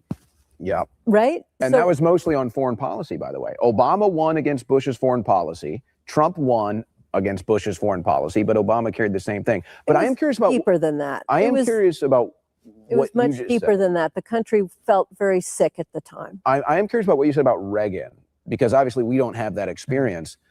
I will argue that I think, ranting online is a general way of saying that there's no effectiveness there. I do think online is kind of the new door-to-door in a way. So I do think there is some value not to just ranting online. But I have seen with my show. Something interesting just happened. I Googled it because I'm pretty sure. Yeah, so Ronald Reagan was the first presidential candidate to use the phrase "Make America Great Again," right? He adopted the slogan "Let's Make America Great Again" for his successful 1980 presidential campaign against incumbent Jimmy Carter, right? Yeah, so he was the first one to really use "Make America Great Again." I remember that from watching old clips of him. But I've seen with my show, there has been a political effect. I mean, I was one of the first people to come out in the media and support Trump against the entire GOP establishment, and we won. So there is a level there. But I'm curious about the Reagan context, because you mentioned earlier, and I don't know, I wasn't there for that. I'm seeing what's going on with Trump, and it sounds like there might be a lot of parallels. It sounds like there might be a lot of parallels where Reagan got in, let down a lot of his big supporters, but it kind of, he to this day kind of remains as like the example of conservatism. He's still kind of put on this pedestal of he's the greatest Republican ever. But it sounds like from your history, like you kind of went through that and you're saying, there was similar stuff with Trump here. Well, yeah, I'll give you a great example. There was a period, probably about 2 years into the first Reagan administration, where conservatives were taking out full-page newspaper ads criticizing Reagan for example, tax increases, for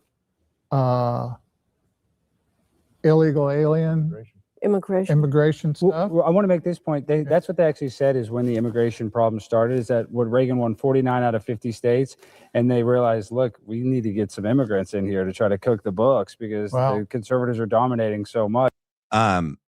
No, I didn't fall for the Q op, but I also wasn't as politically plugged in as I am now. My kids were, let's see, what year was that?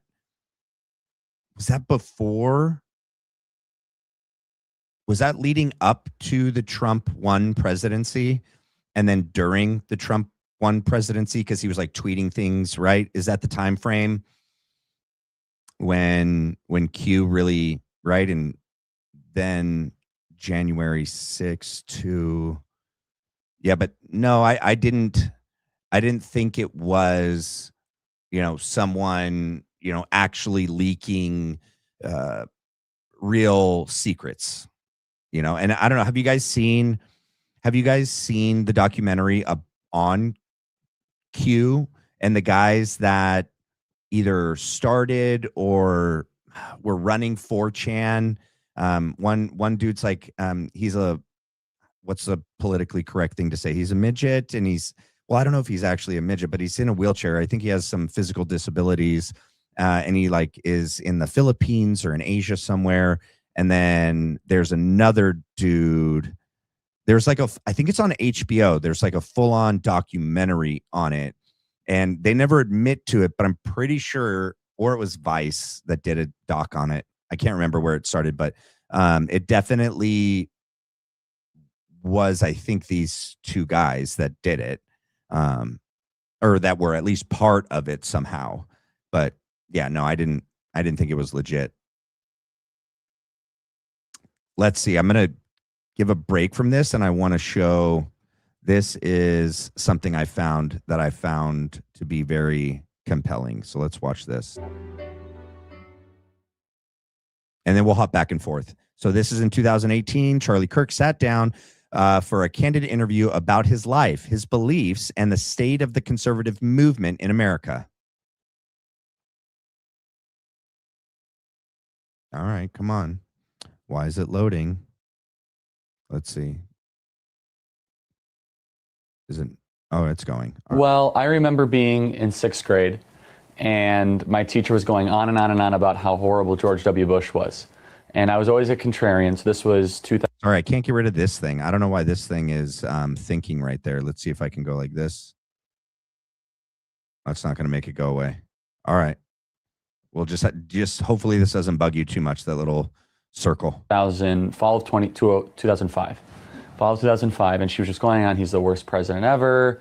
He has to be stopped. He has to be thwarted. Now, mind you, this is after he won re-election.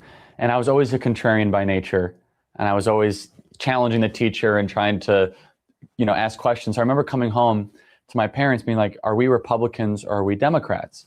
And they said, well, we tend to be more Republican than Democrat because we want low taxes, love the military, and we believe in God. I said, oh, okay, that makes sense.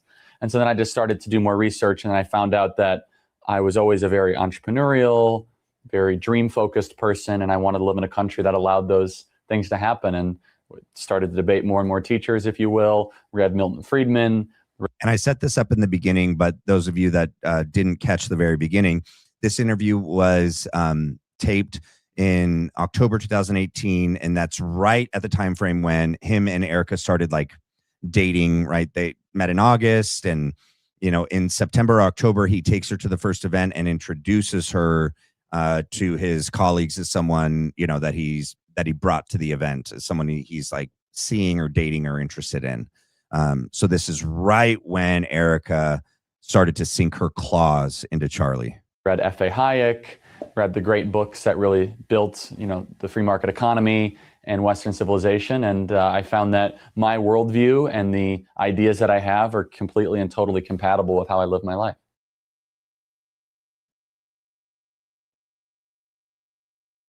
There's several. It's hard to pinpoint one. I remember every lunch period at 12:17 is when my lunch started. I would rush to my car, no pun intended, and turn on Rush Limbaugh. Yeah. And just listen to Rush and eat my lunch in the car, listening to Rush as a junior and a senior every day. And so now that I've had an opportunity to meet Rush Limbaugh and tell him the impact that he's had in my life, and he's obviously super entertaining, very factual. I mean, I think he's the best there is at what he does. 3 hours of radio every day like that is absolutely incredible. No, no. I do think there's some advantages to populism. I really do. It could go wrong very, very quickly. I'm a conservatarian. I'm rooted in good ideas. I love the populist coalition that Trump has built because it's built around good ideas. So using populism, if it's around good ideas, so be it. Absolutely, yes. However, Bernie Sanders is a populist. That scares me. Yeah. Because he thinks that 51% of people believe in something, they should have it. I don't believe in that. And so populism can go both ways. Elizabeth Warren is a populist. So the problem with populism, the problem with populism, that's a tongue twister. The problem with populism is it's not rooted in ideas. It's rooted in public support. Well, the public can be very wrong about things. The public has been very wrong about things. For example, the public believed women shouldn't vote in 1907. That didn't make it right. You know, the populace was in support of slavery in 1808. That doesn't make it right. I hate to use that example because everybody uses that example, but I'm going to use it, okay? So just because a populist wants something doesn't mean that it's correct. You know, if the populace starts marching the streets, 80% of people say we want free healthcare, that doesn't mean that's the right thing to do. That means that a demagogue is using people's pain and suffering to grow government. So I'm not a populist. I'm very encouraged by the populist movement that Trump has built because it's rooted around good ideas, a nation state, borders, language, culture, free market economy, American exceptionalism, deregulation, rule of law, strong judges. When he fills up rallies and he's talking about how great his judges are, it's awesome. It's terrific. But you know what? This is Charlie before, you know, I think so much changed. It's so good to see. Oh, I didn't mean to pause you. Bernie Sanders, see if I can. Is a populist, fills up rallies talking about giving away free stuff, talking. I can't pause him on. He's going to be talking so fast. Well, let me do this. Yeah, before it was clear to all of us that Trump lied to us all, and I think we were all, especially at that time frame, were excited, and even leading, you know, running into this next this last election, we were excited for some real change that was all told to us and sold to us during the campaign and all the promises that were made. And I just believe that, you know, if Charlie were here today, I think a couple things. This is like, can you imagine Charlie if Erica Kirk had never came into his life? Obviously, he would never have been married and had kids, which is a blessing for him. I wish it would have been a different woman. I wish that, you know, Andrew Colvett and Rob McCoy and Blake Neff and Mikey McCoy and people that are, you know, still at TPUSA that only came into the picture after Erica Kirk came into the picture. All those people came into the picture after 2018. They didn't like have long lasting, you know, knowledge and understanding and relationships with Charlie Kirk. And I think he would have been a different Charlie had these individuals not infiltrated and taken advantage of him. And that's just my personal opinion that that's what happened. And I wish we could have had a Charlie without those individuals in his life. And I think that probably ultimately we might have still had Charlie if a lot of those people hadn't made their way into his inner circle and played whatever role they played in September 10th. So about how America is a horrible place. No, that's not okay. So that's why I hesitate to use the term populist. What's Turning Point? What is Turning Point USA? So Turning Point USA, I founded it on June 5th of 2012. We're the nation's fastest growing and largest conservative libertarian student organization. We advocate for free markets, smaller government, and American exceptionalism on colleges and high schools, which is a very difficult place to spread that message. But we're not a think tank, we're a battle tank. We fight the culture war, which is so important, where the collision of ideas matter. And look, our generation's gonna have a very big decision, whether we're gonna go down the path of socialism or re-embrace the foundational principles of free market capitalism and smaller government. And I know that I'm gonna be fighting with every ounce that I have to save the greatest country ever to exist. I get hundreds of messages a day, thousands a week of students that say, Charlie, thank you for standing up for what you believe in. You give me the confidence of my convictions to be able to articulate a different viewpoint. But the best message, my favorite messages, I should say, is when students say, and I save these, I have a folder with at least 10,000 of them. Charlie, I used to be a liberal, but now I'm a conservative. I mean, that is the coolest thing. Yeah. A true conversion story. And, you know, I have hundreds, if not over 1,000 videos now out there on the internet that have probably over 100 million views combined, if you count all the reposting. And my message is always very clear and consistent. We are going to be, we're going to stand for truth. We're not going to yell while doing it. We're going to be very respectful. We're going to ask very targeted questions and never be afraid of dialogue, debate, or discussion. And I think that's missing in this country right now. And it's missing from TPUSA right now, right? All of these things are just not there now that he's gone, you know? Yeah. And I'm a harsh critic of the left. I think the American left has corrupted the soul of this country. Now there's a difference between liberals and leftists. Yeah. Liberals are very open-minded and they're willing to have discussion. Leftists will shut you up in a second. They're the ones that will try to prevent me from coming on campus. They'll smash the windows when I come on campus. That's such a good distinction and differentiation that there's a difference between just liberals and leftists. They'll pull the fire alarms. They'll call Candace Owens a white supremacist. They have now taken over the base of the Democrat Party. Alan Dershowitz is a liberal. Yeah. Kamala Harris is a leftist. Yeah. And the leftists that have taken over the Democrat Party must be stopped. But we don't have to stop them using the tactics they use. We can stop them using truth. I think Dershowitz is also a leftist, though. This is 2018. We know so much more about Dershowitz now. So, and also, as I try to embody the best I can, patience and calm form of questioning, but also witty responses where necessary. The culture war will dictate the political war. And so if our generation thinks socialism is a good idea, then it doesn't matter what politicians are running. So my opinion and my passion at Turning Point USA is, well, how about creating a country where half of our generation thinks capitalism is a good idea, not 37% where it is right now. I mean, socialism is more popular than capitalism at 58 to 37% margins. That's horrific. It's unbelievable. And then you see that's why Bernie Sanders does so well. So politics flows downstream from culture, which Andrew Breitbart always used to say, who was a huge influence in my life. I never met him.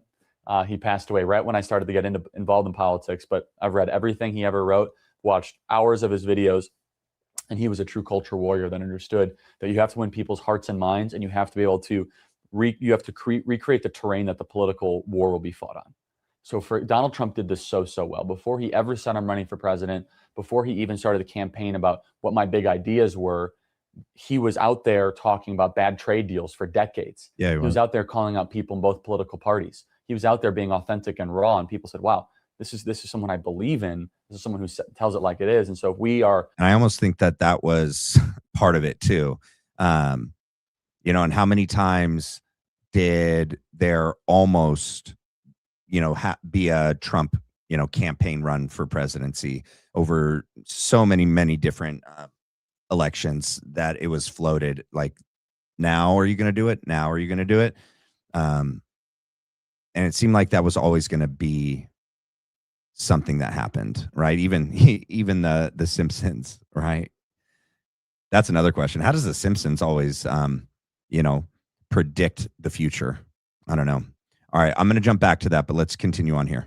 And that's actually when the big push started, was after Reagan dominated his election. Yeah, I don't know whether that's true or not. I will accept that your representation that it's true. An immigration bill, he regretted it. Yeah. But anyway, the point I'm trying to make is simply that this disappointment with Reagan didn't translate into walking away. It translated into bearing down, electing more conservatives to Congress, and basically getting Reagan to be Reagan. And so how do we get Trump to be Trump? Well, I think that's where we're trying not to repeat that history, honestly. And I don't know if we can ever get Trump not to be Trump, as you put it. Yeah. I mean, I don't know if I would say I've given that up. It just seems like he's already decided. Whatever's going to happen in this administration, it's already a done deal. I think that we don't want to repeat that history. I'm looking at it and I'm saying, I don't want to see Trump get held up as the gold standard for. That was before we knew everything, though, too, when Charlie said that about Dershowitz. Like, he didn't know what we all know now.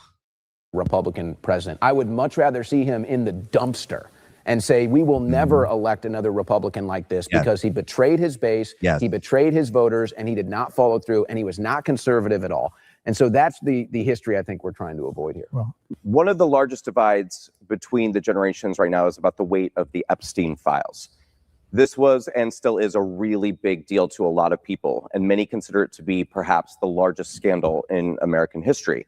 But the message became that it was time for all of us to just move on from this topic. I can answer this question. In my opinion, Charlie was, let me go here, right? Charlie was book smart, okay? He was politically savvy. He was an autodidact. He was articulate. He didn't have street smarts. He didn't have relationship experience with women, right? He had dated, and not even like seriously dated, one other woman before Erica. Okay. And that girl, he wasn't even able to read whether or not she was even really interested and willing to reciprocate. That when he asked to be, serious with her, and this is from Candace's retelling of this relationship. Well, and Candace was the one that had to be Charlie's wingman, right? That Candace was writing things for Charlie to that girl on behalf of Charlie, because he didn't have any game. He didn't have any experience and know how to, communicate with her. Candace had to help him with that. And he wasn't able to read whether or not she was going to reciprocate his desire to take the relationship to the next level and be like exclusive and serious. And that when she turned him down, it like broke his heart. And that was his only one real experience with a woman. And then in comes at the time, a beautiful woman that had won pageants, Miss Arizona, was saying all the right things within, the Christian female, perspective to him. And, if a female wants to pursue a man and she's pretty, right, she can get the guy, right, for the most part. Okay. Like, if a pretty articulate, and I know she's not articulate like now and in the videos and things that we've seen her in the way that people want to make her out to be, but I think, and she had a lot of experience with men, okay, with, I guess, somewhat high value men, right? These were semi-pro athletes. And then you have her dating Cabot Phillips, who was at the Daily Wire. Like, she knew how to woo and get a guy. Charlie was not aware, in my opinion, about women like putting on a complete fake version of themselves to men. I don't know that he was even aware that that could happen, right? Yep. And she was older. She was more experienced. I think that, and honestly, I think one of the weaknesses that Charlie had was an inability to discern genuine and authentic good people from not. Like, look at the people that he ended up being surrounded by. People that for all of us, we go like, what the heck? Like, these people are clearly dishonest and not good individuals. How could Charlie not see that? Okay, like if he was on the spectrum too, to whatever degree, or just the lack of life experience, right? He wasn't good at judging that. All right. And I think it makes sense that in a heartbroken state, just after being turned down from a woman that he really saw himself with, in walks this beautiful woman that is vetted by Tyler Boyer and pushed on him by Tyler Boyer, who has all these connections within the Calvary Chapel, Christian evangelical movement. And so all these pastors are also saying like, yep, she's a good Christian woman. And you have Tyler Boyer vetting her and vouching for her. People probably also, scrubbing things on the internet about her. People probably told Charlie the version of Erica they wanted him to see and know. And then she put forth that as well. And I think it's pretty clear how he could have been so misled. And all the things that we now see of her, that we now know of her, none of that had come out before. None of us knew that. And I don't think anyone was bringing that side of Erica to him. And being on the road 320 days a year, having people that run your social media accounts and all that, like he probably would have asked people like, hey, just, can you look and make sure she is who she says she is. But also there could be the possibility that he never even did that, because I don't know that he would have even had the reason or the, thought that she could be misleading and lying to him, that I would even need to look into her past. He has people around him vetting for her and these Christian pastors vouching for her. And then here she is. He's going to take her at face value. She's saying the right thing. She's acting the right way. She's, behaving in a way that a Christian woman is supposed to behave at the time. And he wouldn't know anything about her past. Why would he assume anything different about her? So that's how I think it could have went down. So where do the Epstein files fall on your list of important issues? And do we all need to just move on? Well, I think it was the deep state handed over to Trump on a silver platter. I agree. I think that because it is tied to the most politically connected, banking connected, popular connected, they just decided to table it and shove it under the rug and pretend like it didn't happen. And the excuse that, it would cause too much chaos, it would cause too much destruction, whatever. Maybe that's true, but to me, it's probably worth it for transparency. And this was part of his campaign that he ran on. It was part of Kash Patel and the media tours he did. It was part of Dan Bongino's show for years as well. And for us to actually get a glimpse into the files and then not get any arrests, it's a weird message to send when you talk about draining the swamp, deep state arrests, and then it's like, this is how politicians get corrupted. This is how they get compromised. And we get a little glimpse into it, and then nothing happens. It's almost the worst possible outcome. It would almost be better if we'd never gotten the files than to get the files and not have any arrest from it, because all that is normalizing what's going on and saying, all these people did all this, and what are you going to do about it? It would almost be better to not have the files, and so we could just continue to speculate than go, okay, we know these people did these horrible things, and they're not getting charged for it. How does your side feel about it? Well, I want to ask their side just one question. Do you think Jeffrey Epstein killed himself? Of course not. Look, Boomers. I think Boomers for the win. Yeah. Despicable, disgusting, and reprehensible. I happen to fear that while we're focusing on this individual and his friends, who were an assorted lot, we're ignoring the fact that there is in America today an institution that sanctifies this kind of behavior. This is where it goes totally crazy. We're talking about Jeffy Epi and the different people that seem to be like Howard Lutnick and others connected to Trump and still in positions of power, and no one's being held accountable. And I think this guy's name is like Fred or Frank. He brings up radical Islam. Because the perfect man, look at Owen. Muhammad, took as a wife a girl of 6 and raped her at 9. And every Muslim is supposed to faithfully emulate the perfect man. Now, why are we ignoring that? I mean, that really is, I think, an example of where millennials and boomers could all agree this is totally unacceptable. Well, yes, but that's a deflection. It's just a different topic. That's a totally, that's a deflection. I mean, it's not different at all. It's totally. All the millennials are like, yes, that's bad. 100%. What does that have to do with Jeffy and everything that we're talking about right now? That's like a totally different topic. That's not connected at all. Different. Well, he asked about the Epstein files. Systemic. it seems to be there's like this gravity of you want to end up with Muslims are bad for everything, and I don't Muslims get that. are bad for us. Well, it just Muslims seems like are bad for it's just a false freedom. it's just a false dichotomy. I can agree with to Sharia. I can agree with that, but like I would feel the same about Jeffrey Epstein if instead of most of his contacts being Jewish, he was a Muslim and all of his contacts were Muslim. It wouldn't change how I feel about it. It seems No, it's okay. the behavior that's reprehensible. But Islam was created in the year 500, I believe. We're in the year about the 2026. Epstein file, So, and no arrests.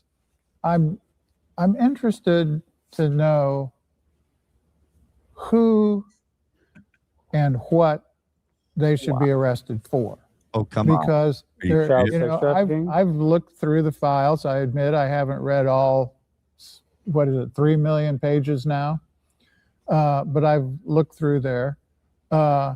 Certainly the former Prince of York, or whatever the hell his name is,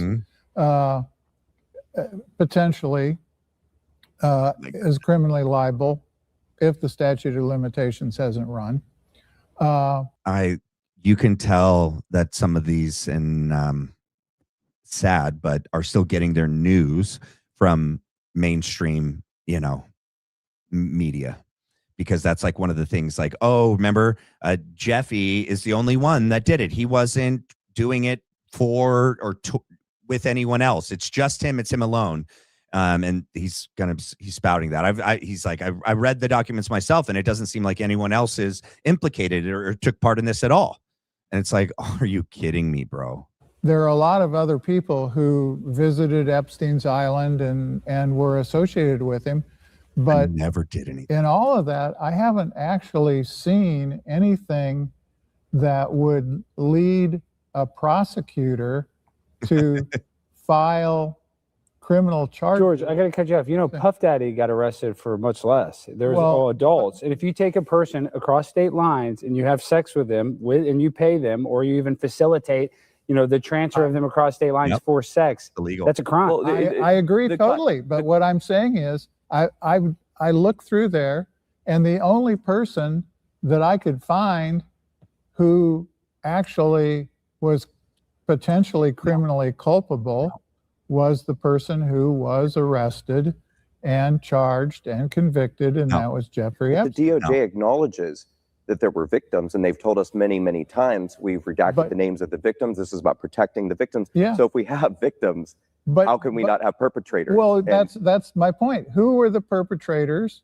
It's not just Jeff. I didn't see their names in the file. But they obviously exist. But you agree they exist. I agree they exist. I mean, so where's the investigation? We could find out. If they were, if you find them out, you would prosecute. Yeah, if we found them out, we could. I mean, Are we trying? There's a lot of talk in the files about murder and torture, and maybe they're just talking like that, and it's not real. But it would be worth investigating that, and a lot of the names talking about that. I agree totally. So I mean, those are, and it's only America that's not looking out after this. I mean, the UK, their government almost fell because of the Epstein files. France just yesterday, and then again today, I think, raided the Rothschild Bank in France, investigating this. It's only America that's not investigating this, and it's mostly Americans in those files. So if France and England can find things to investigate, how can we not find things to investigate? It's not because they're not there. It's because the people who are in the files are also the ones who would do the. And I think there's a bigger connection. The fact that Ghislaine Maxwell's dad was Robert Maxwell, who died under mysterious circumstances and who was given a proper Israeli funeral as if he was part of the Israeli military. And so there is a way that you could connect Jeffrey Epstein to our intelligence agencies. And just like the Department of Justice is not going to investigate themselves with January 6th, it seems like another situation where the CIA is not going to investigate themselves if he was an asset or if he was an asset for a foreign country. So that's why, because there's I know how you say, oh, well, there's not enough evidence, I'm not reading the files. They're not going to give us the real files. And the likelihood that Ghislaine Maxwell is probably connected to an intelligence agency, Did you guys know that? Where is that video? Let's see. Let's see if I can pull that up. Hold on. I was watching a video and it broke down. When is that it?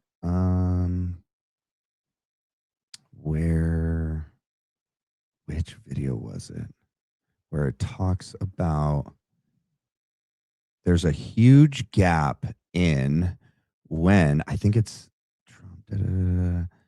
let me see. Hold on. Let me mute this. Where is there's a huge gap in when certain files were what files were released and which ones were not released by in regards to Jeffy. Man, I probably won't be able to find it right now, but it's like 2000 and it's either 1999 to like 2000 and there's a huge gap in the Jeffy Epi files, and it's this gap. And there's like just so many files that were never released, I guess is my point, is that there's a huge gap in time and in that time too, like all of these files that for sure exist, just never been released. And I'll try to find it while I hit play on this. It's a much bigger, there's a lot of the onion that we need to peel back that we're not peeling. I'm all in favor of peeling the onion back. I'm merely suggesting that having reviewed a lot of the files, not all of them, you know, I got to tell you, I mean, I wish there was something there. Well, see, I don't understand that. I've actually had this debate multiple times. I don't know how you can say you've properly reviewed the files and not think there's anything worth prosecuting in there. I don't understand. I'm not saying that there's nothing worth prosecuting. I'm saying that having reviewed them, I can't figure out who would be prosecuted besides maybe former Prince Andrew. Well, obviously, Maxwell and Epstein were trafficking their sex slaves to somebody. Oh my God. Right? Okay. And that's the least of what we know. We don't know what was going on at the island, but I think the proper framework needs to be had to actually have this discussion. So we all agree Epstein didn't kill himself, right? Yeah. You guys know who Jean-Luc Brunel is? Are you familiar with Jean-Luc Brunel? Okay. Another important element. He was basically the European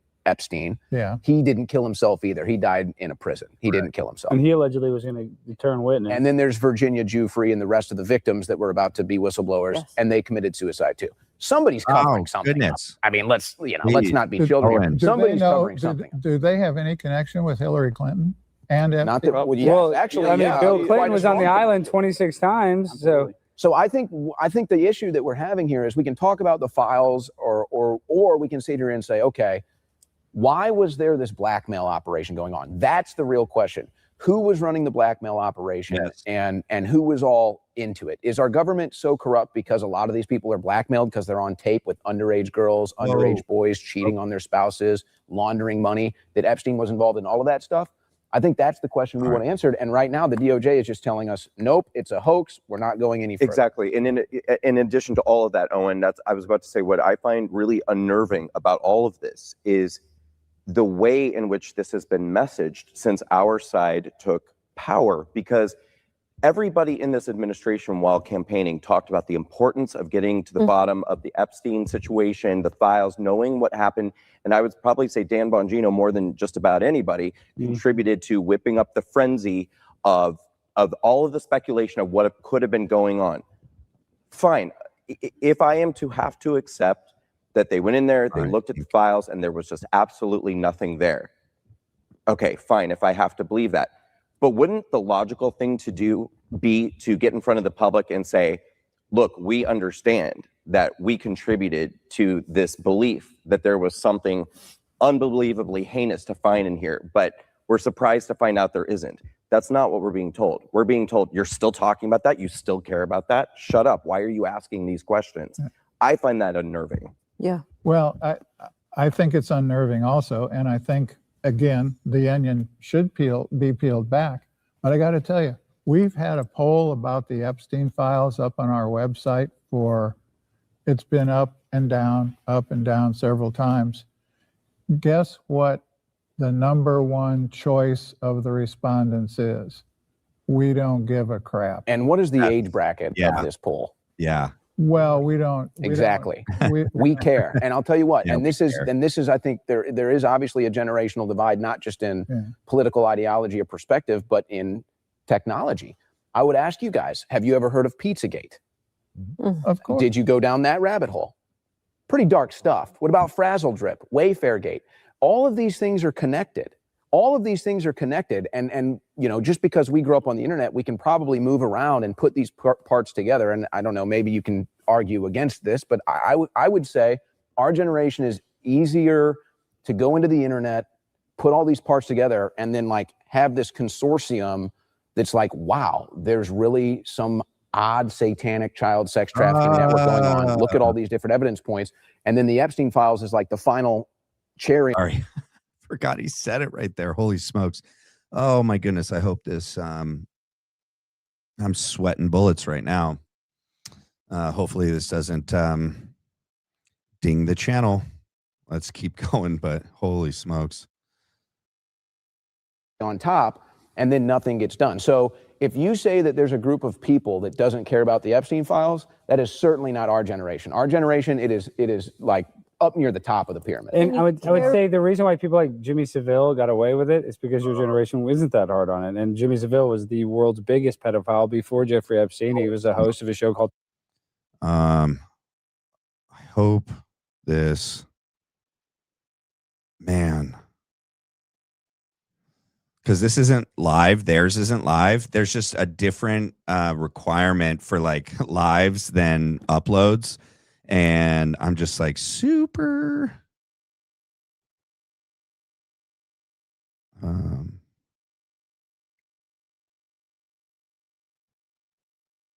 Okay, hold on. I'm a little nervous. Top of the Pops, and he was so dark and demented that he would take children. He was oh, I can't do that. All right, let's continue.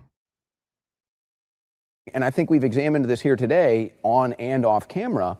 As you talk about that poll, if that same poll said, well, what about Muslims raping children? He'd vote 1,000 times. He'd sit there, he'd click that mouse until he got I would vote that too, though. So why does it matter if it's Muslims or Epstein or politicians or anybody? It should be the same priority level. Say you, Frank. Doesn't matter to me.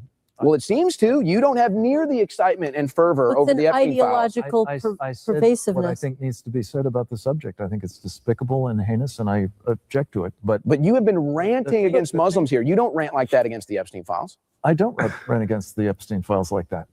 I rant against the Epstein files appropriately, I think.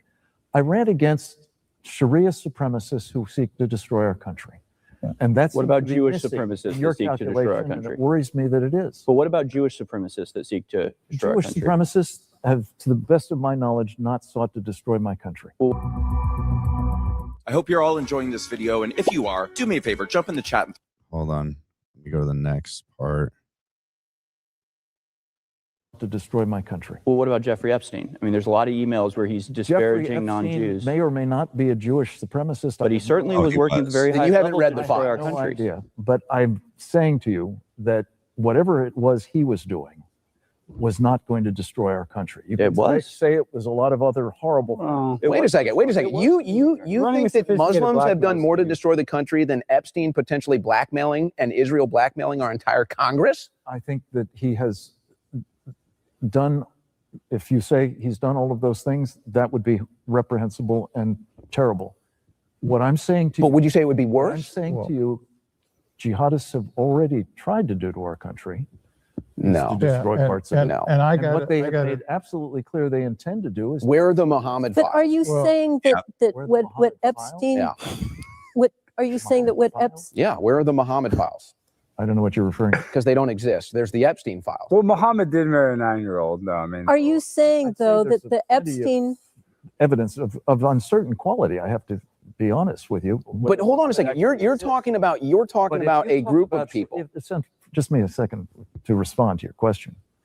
If you're telling me that there is no evidence of what Muhammad's life directed Muslims to do, and that none of that body of work is objectionable to you, I would tell you that you're either off on a toot on We're trying to find the bar graph. somebody who is a marginal figure, or you are simply giving a pass to people who actually want to destroy your country. You will not find me. Hold on a second. You will not find me standing up for Muslims or their theology anywhere. like- So let's be perfectly clear. No. Sounds like- I am doing a simple compare and contrast if we're talking about America's interest. That's what I'm talking about. You're talking about a group of people and their theology. And if you want to go there, Not their theology, their ideology.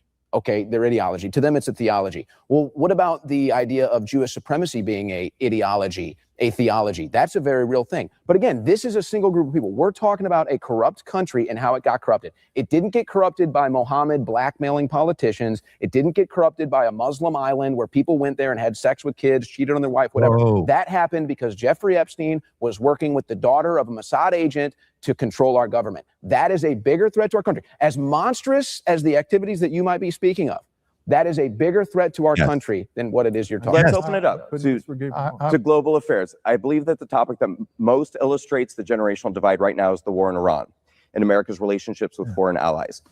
Many young conservatives are expressing a sense of betrayal, claiming that Trump promised no new wars. Older conservatives seem to stand in firm allegiance with Trump for striking Iran. So let's start first with Iran. We were told we destroyed Iran's nuclear capabilities in June of 2025. A short time ago, the U.S. military carried out massive precision strikes on the 3 key nuclear facilities in the Iranian regime: Fordow, Natanz, and Esfahan. Everybody heard those names for years as they built this horribly destructive enterprise.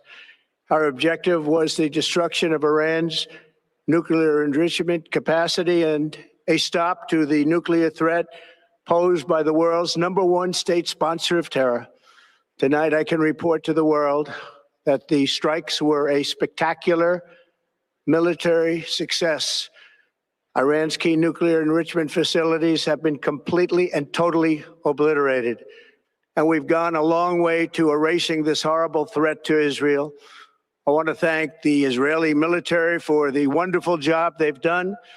And most importantly, I want to congratulate the great American patriots who flew those magnificent machines tonight. But if peace does not come quickly, we will go after those other targets with precision, speed, and skill. Most of them can be taken out in a matter of minutes. There's no military in the world that could have done what we did tonight, not even close. So how does this war stop a nuclear Iran? Well, he just said it all right there. We did it again for Israel, just like everything else in the Middle East. And I'm just curious how that even makes sense. If we destroyed their nuclear capabilities last year, how are they another 2 weeks away? Of course, this is what we've been told by Netanyahu for 40 years. And by the way, Netanyahu has said this in front of our Congress for 40 years. He's asked for regime change in Libya. He's got it. He's asked for regime change in Afghanistan. All right, this is when things start to heat up. He's got it. Iraq, he's got it. Now Iran, he's got it. Next, they're going to go to Turkey, and then who knows after that. So do you believe that when they give us intelligence like weapons of mass destructions in Iraq, that that is accurate and actionable? I don't think they gave us information about Iraq. In Iran, I don't think there's any question that. No, but in the past, I'm just saying, remember how we. It was actually, but it wasn't the Israelis who gave us that. Yes, it It was. literally was. I guess I just want to make this point because I did cut you off. The reason why we're so especially frustrated with this war in Iran is because they lied about weapons of mass destruction after 2001. They didn't have weapons of mass destruction. We went in there and we invaded. That's not true.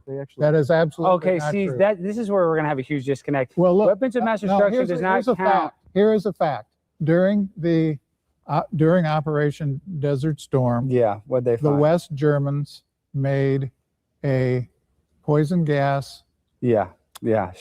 Sure. They might have had a gas. That's not a poison gas. Is not a nuclear bomb, though. That's not. No, but this is why I'm getting frustrated. On Fox News, poison gas. George.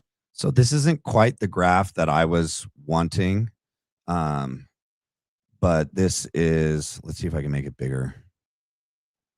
No, it's as big as I can make it.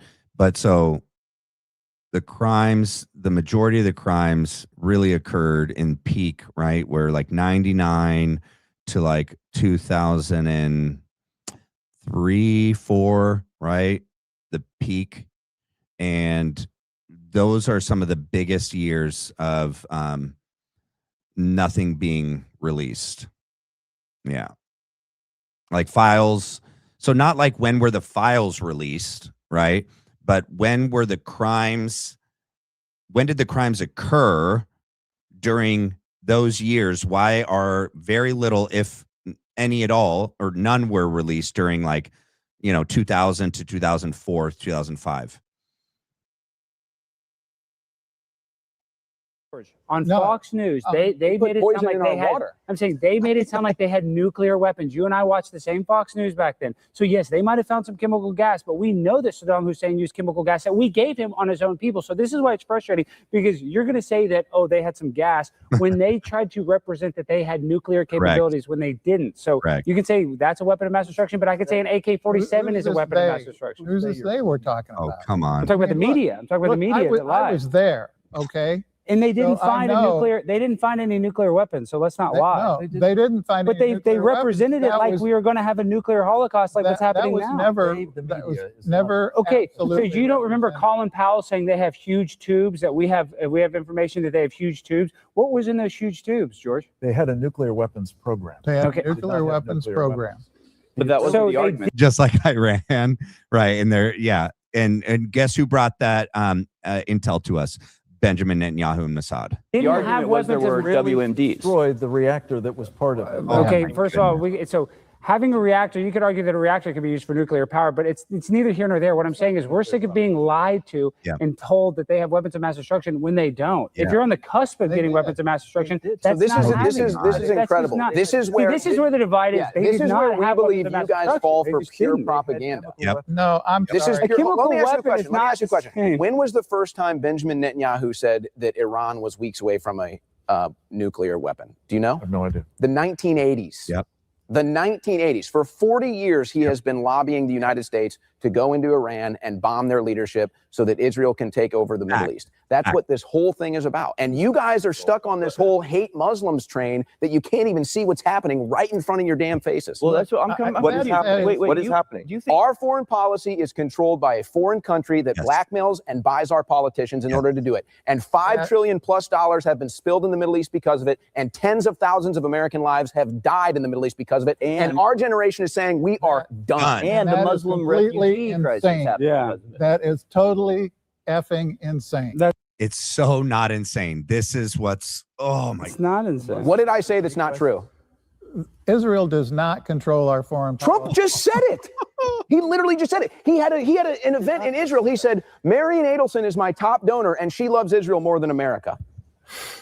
That was not what he just Look, He literally just said we did it for Israel. thanked No. He Israel said for their help. no. He said so they no longer pose a threat to Israel. He said the reason that we bombed the site was to stop a threat to Israel, not to He America. did not say that was the reason. That is literally the He exact did quote. not say that That was is the exact reason. quote. He said as a Destroying consequence. the nuclear weapons program, as he's made clear in repeated comments, specifically in connection with this operation, Yes. Oh my goodness. has been a threat to the United States as well. In that video we just And- saw, and he this said is it will no longer be a threat to Israel. That's what he just But said. he did not say that's why we did it. He did not Yeah. say that this is I like Owen exclusively. Duke. The point is, Yep. what we're saying, Mm-mm. I think for us three, is we believe we have interests in defeating the Iranian regime. Of course, because you've been propagandized for your whole lives. Yeah. No, Yeah. we have not been propagandized. Well, This is living you proof. guys on. think You we are found living weapons of proof mass right now. destruction. Capable of making a judgment on the basis of the facts, my friend. Oh my I just presented all the facts to you. You didn't know the Presenting facts. Selected facts. No, you didn't even know the facts. Look, You don't I believe didn't know what's been when said. Benjamin Netanyahu first said that the Iranians have a bomb. Wouldn't you say that's a pretty important fact for the No, I current wouldn't foreign say that. policy? I wouldn't Really? say that. Okay. I That's the would reason say we that went to what we know Okay. and what we have witnessed is a program that has systematically been pursued by the Iranian regime that has, from the day it came to power, said death to America as well as death to Israel. Does Israel have We nukes? choose to ignore that at our peril. Does Israel have nukes? I hope they so. Okay, so here's Israel that wants a regime change war in Iran for 40 years, and Iran is sitting there with a nuke pointed at them. And what do you think they're going to do? Oh, okay. Or do you think they're going to want to develop an equal weapon to try to level the playing field? Let me give you a little. I'm not concerned about the Let me Israelis tell you in something. return. The Okay, well maybe Iran staff- is. the chief of Maybe staff they of are. the Indian Army Sure. after Desert Storm said the less. Let's go here. Hold on. Unmute. Share. All right. Let's see. Is it on screen? All right. You've probably heard this line before. Iran has never given up its quest for nuclear weapons and the missiles to deliver them. That's because Israeli Prime Minister Benjamin Netanyahu has been saying this for more than 30 years, claiming Iran is close to having nuclear weapons. Nuclear weapons, nuclear weapons, atomic bombs. In 1992, as a member of parliament, Netanyahu addresses the Knesset. He says, within 3 to 5 years, we can assume that Iran will become autonomous in its ability to develop and produce a nuclear bomb. 3 years later, in his book, Fighting Terrorism, he repeats the same time frame, 3 to 5 years. Thank you, Mr. Chairman. Fast forward to 2002.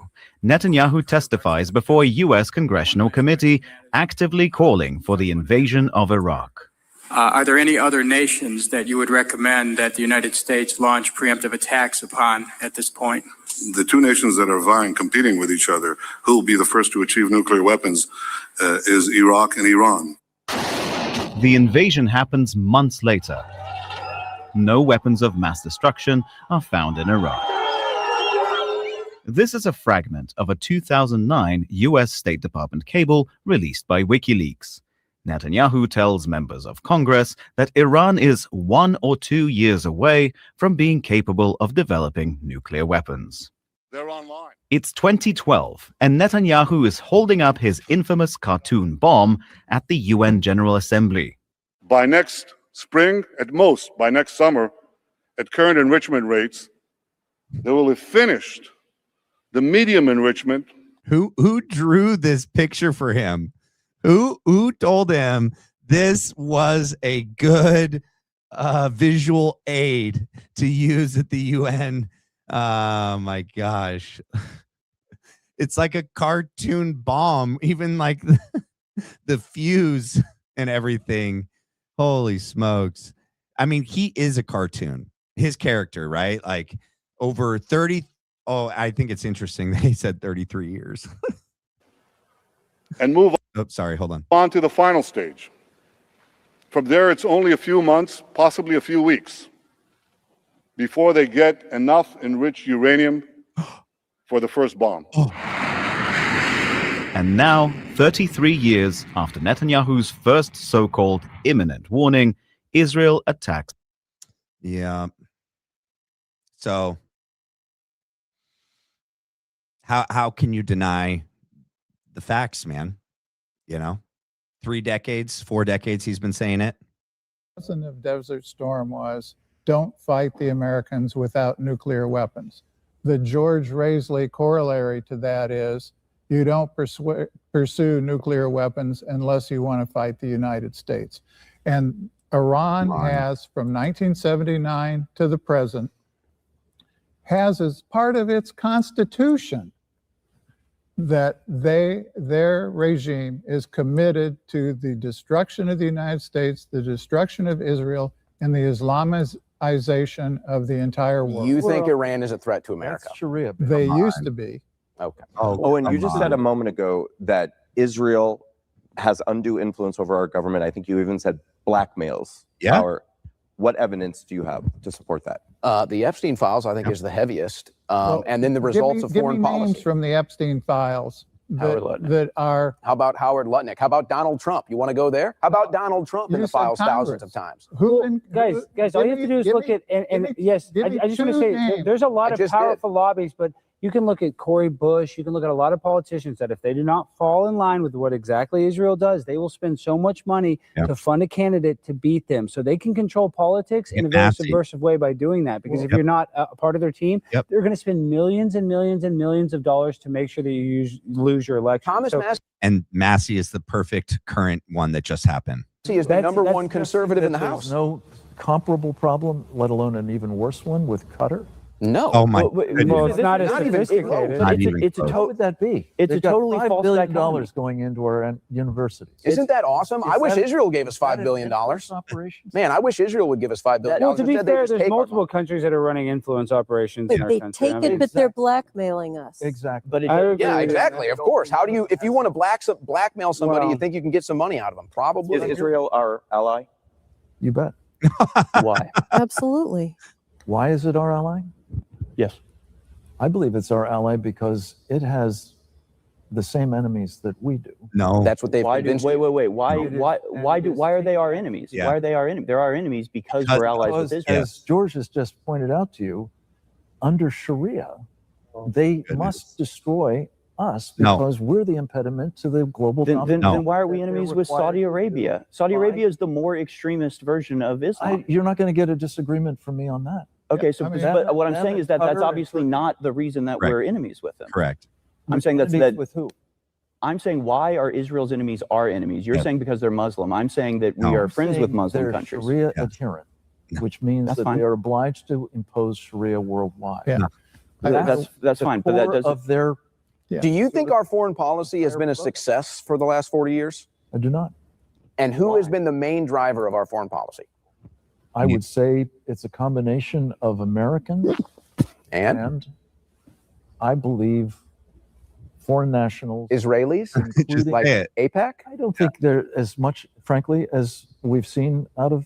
Why are you so afraid to say it? It's so I'm obvious. confused Like, as I to don't why get you're afraid this. to say it. And well, Frank, and none of us are pro Sharia law. You know, I just want to make sure I'm that. just checking my sixes on this because it sounds like it.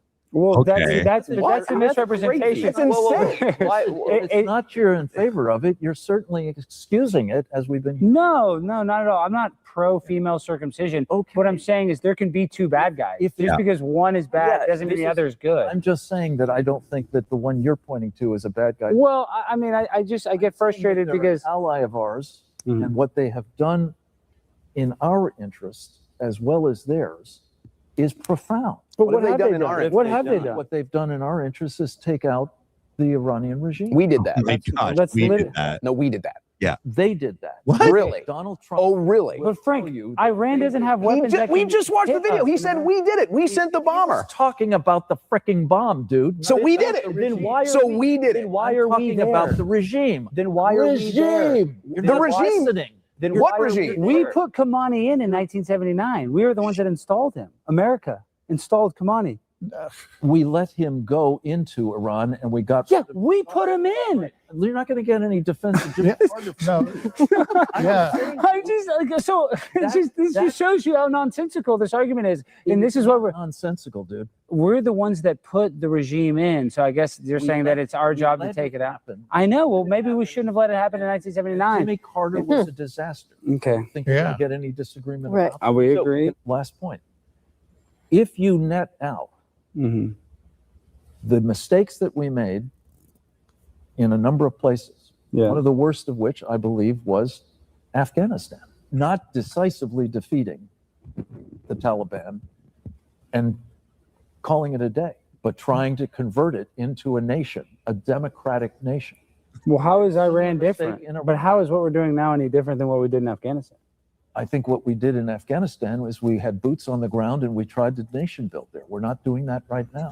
Well, we're about to What put I'm boots saying on the to you ground. is We are about to put boots on Donald the ground. Trump doesn't even promote regime change. He's trying to work with this guy, Gallagher. So you trust Trump now? Let's I just find it funny. I just find it funny that you admit foreign policy has been a disaster, and then you say, no, we need to keep doing the same foreign policy. I just don't. Yeah. And then this is going to be a prelude to another walk away debate that's coming up. And it's going to be good too. Many people who have left MAGA did so after a rift seemed to form between this administration and some that were once considered its most loyal supporters, like Marjorie Taylor Greene, Tucker Carlson, Thomas Massie, and most recently, Joe Kent. And in the wake of this, the administration has backed some previous never Trumpers and individuals who have been viewed by many as rhinos, like, for instance, Lindsey Graham. As conservatives, are we required to take sides as it feels like directives are being given out about who's in and who's out? And does loyalty mean anything anymore if we're willing to cancel people on a moment's notice who have done so much for the movement? Well, I would just say Thomas Massie and Marjorie Taylor Greene had the best conservative voting records in Congress. And George Santos. And they both just got Marjorie they're left. trying to get Massie out. Marjorie Taylor Greene left. And AIPAC and Marion Adelson are spending tens of millions of dollars to get the top conservative in Congress out. Yep. And all of the people that you mentioned, the main issue with him is Israel, right? Thomas Massie votes against the weapons. AIPAC targets him and tries to get him out. Marjorie Taylor Greene, of course, always had a black mark next to her name because of Jewish space lasers. They're always calling her anti-Semitic. But it was Epstein. It was Epstein as well, which also, is involved in Israel. So again, that's sort of that's the elephant in the room, right? Is all these people got frustrated at MAGA because it stopped paying attention to America and it started serving the Israeli interests. And the Never Trumpers that you mentioned are Mark Levin, Lindsey Graham, who's a total war hawk, not Jewish, obviously, but desperate to get war with Iran for his entire life. So it's like when you talk about MAGA splitting, it's not that MAGA splitting, it's that it's been completely driven off the rails by Israeli interest. Right? No, I think so. That's an exaggeration. I think that what Tucker Carlson has done, oh my goodness, is move dramatically in favor of Qatar, for example, and the Turks, and others who are part of. I mean, he's extolling the virtues of Sharia. Do you think he's an anti-Semite? I do. You do? Oh my goodness. I would totally agree with Do you think we're anti-Semites? I'm getting a little bit of a feel. So this is why. I'm not anti-Semitic. My grandfather's just Jewish. getting a little bit of a feel. Yeah, of course you are. Just like a liberal would if we talked about race. If you think that the Israelis are responsible for our foreign policy, they are driving it off the rails. But you don't think they're Not an influential ally, for they're an actual enemy. I don't think they're an enemy, but I'm saying I think they're too influential. I'm saying that I'm getting a feel. Why is it anti-Semitic to criticize Israel's government? I'm saying that what I feel is when it goes from criticizing what a government does, that's all we've to done. somehow generalizing that this is actually. You have said way more Islamophobic things than anything we've said anti-Semitic. You know what's not Islamophobic? What? It's pointing out the. Are you reality disagreeing with that the fact that I just laid out? Disagreeing with the fact that you've just accused me of being Islamophobic. You just said there. I think your statements dictate that. Islamophobia is an unreasoned fear. Yeah. And there's nothing unreasoned about the concern I have about Sharia and what it's going to do. And there's nothing unreasoned about the concerns we have about Israel. Well, I think it is. What is it? Because I think what I'm reading is you believe the Israelis are actually hostile to our country. They are. Yes. And are trying to do harm to it. Yes, they I are. disagree They are. with that. At the very least, In they're what way subverting our exactly? own interests. No, Can you give example? Let's. the war in Iran. The war in Iran, I believe, was something that was long overdue because that was a mortal threat to this country. They can't hit. They don't have weapons that can actually attack America. I really wish that we had time. Frank, real quick. Launch weapons. Frank, we're currently in a war with them and they can't attack us. Yes. So how could they attack us? We're in a war with them and they literally can't attack us. We are on borrowed time, my friend. Okay, well, once again, we're debating hypotheticals. No, I'm I'm saying not. we are currently engaged with a conflict with them and they can't attack us here in America, About Frank. assassination squads that are here in this country right now Okay. with the target on Donald Trump's back. Then why would we start? Who believes that's who was actually behind any of the failed assassination attempts on Trump? I don't. a war with them before we handled that. The genesis of Iran's war on America and how it is embedded in their regime. It is in their constitution. It is in their. George, they had a theology. fatwa on using nuclear weapons. Kamani literally had a fatwa on using. Wait, so are you telling me you're? He had. So you think that's fake, Frank? I think it's bullshit. So wait a second. Hey, maybe it is bullshit. I'm just. You think propaganda just started a couple decades ago? You don't think fake news existed when you were young? Of course it did. Well, have you ever considered you might be falling for fake news? I have. Maybe not seriously enough. But that's not what's happening. And you're ignoring the true news. No, I'm not ignoring anything. I'm watching what's happening in my country. You're ignoring the fact that what's happening in your country is, among other things, the subversion of it by people who intend, and make no mistake about it, intend to destroy it. So that's your argument, that Iran is subverting our interests more than any other country. Part of the Sharia supremacy. And next time it'll be Turkey, and next time it'll be this other Muslim country, and then Afghan, and then Qatar. He's already got it. He's already got the allies with Qatar. They're all Sharia Yep, supremacy. he just said it. I saw someone in the chat said we have a base in Qatar. Yeah, and Harrison was just where'd that one go? Where'd it go? Right here. Yeah, has a base in Qatar. Yeah, we're allies with Qatar. Yep. Yes.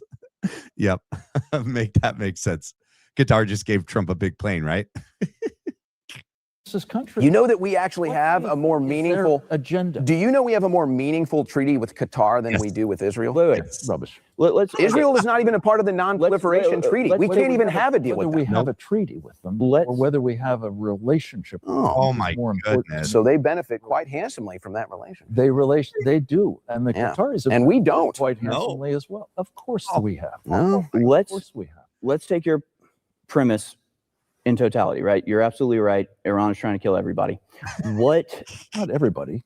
Us. Okay, us. All of Is this helping? Is the war in Iran helping? I mean, we just got rid of a somewhat moderate leader. A more hardline leader has taken hold. They clearly planned for this attack. I mean, Iran did not start this fight. Iran. That the Ayatollah Khamenei was a moderate. All the moderate Iranians comparatively to the new guy. Comparatively to the new guy. Yes, the new guy is more.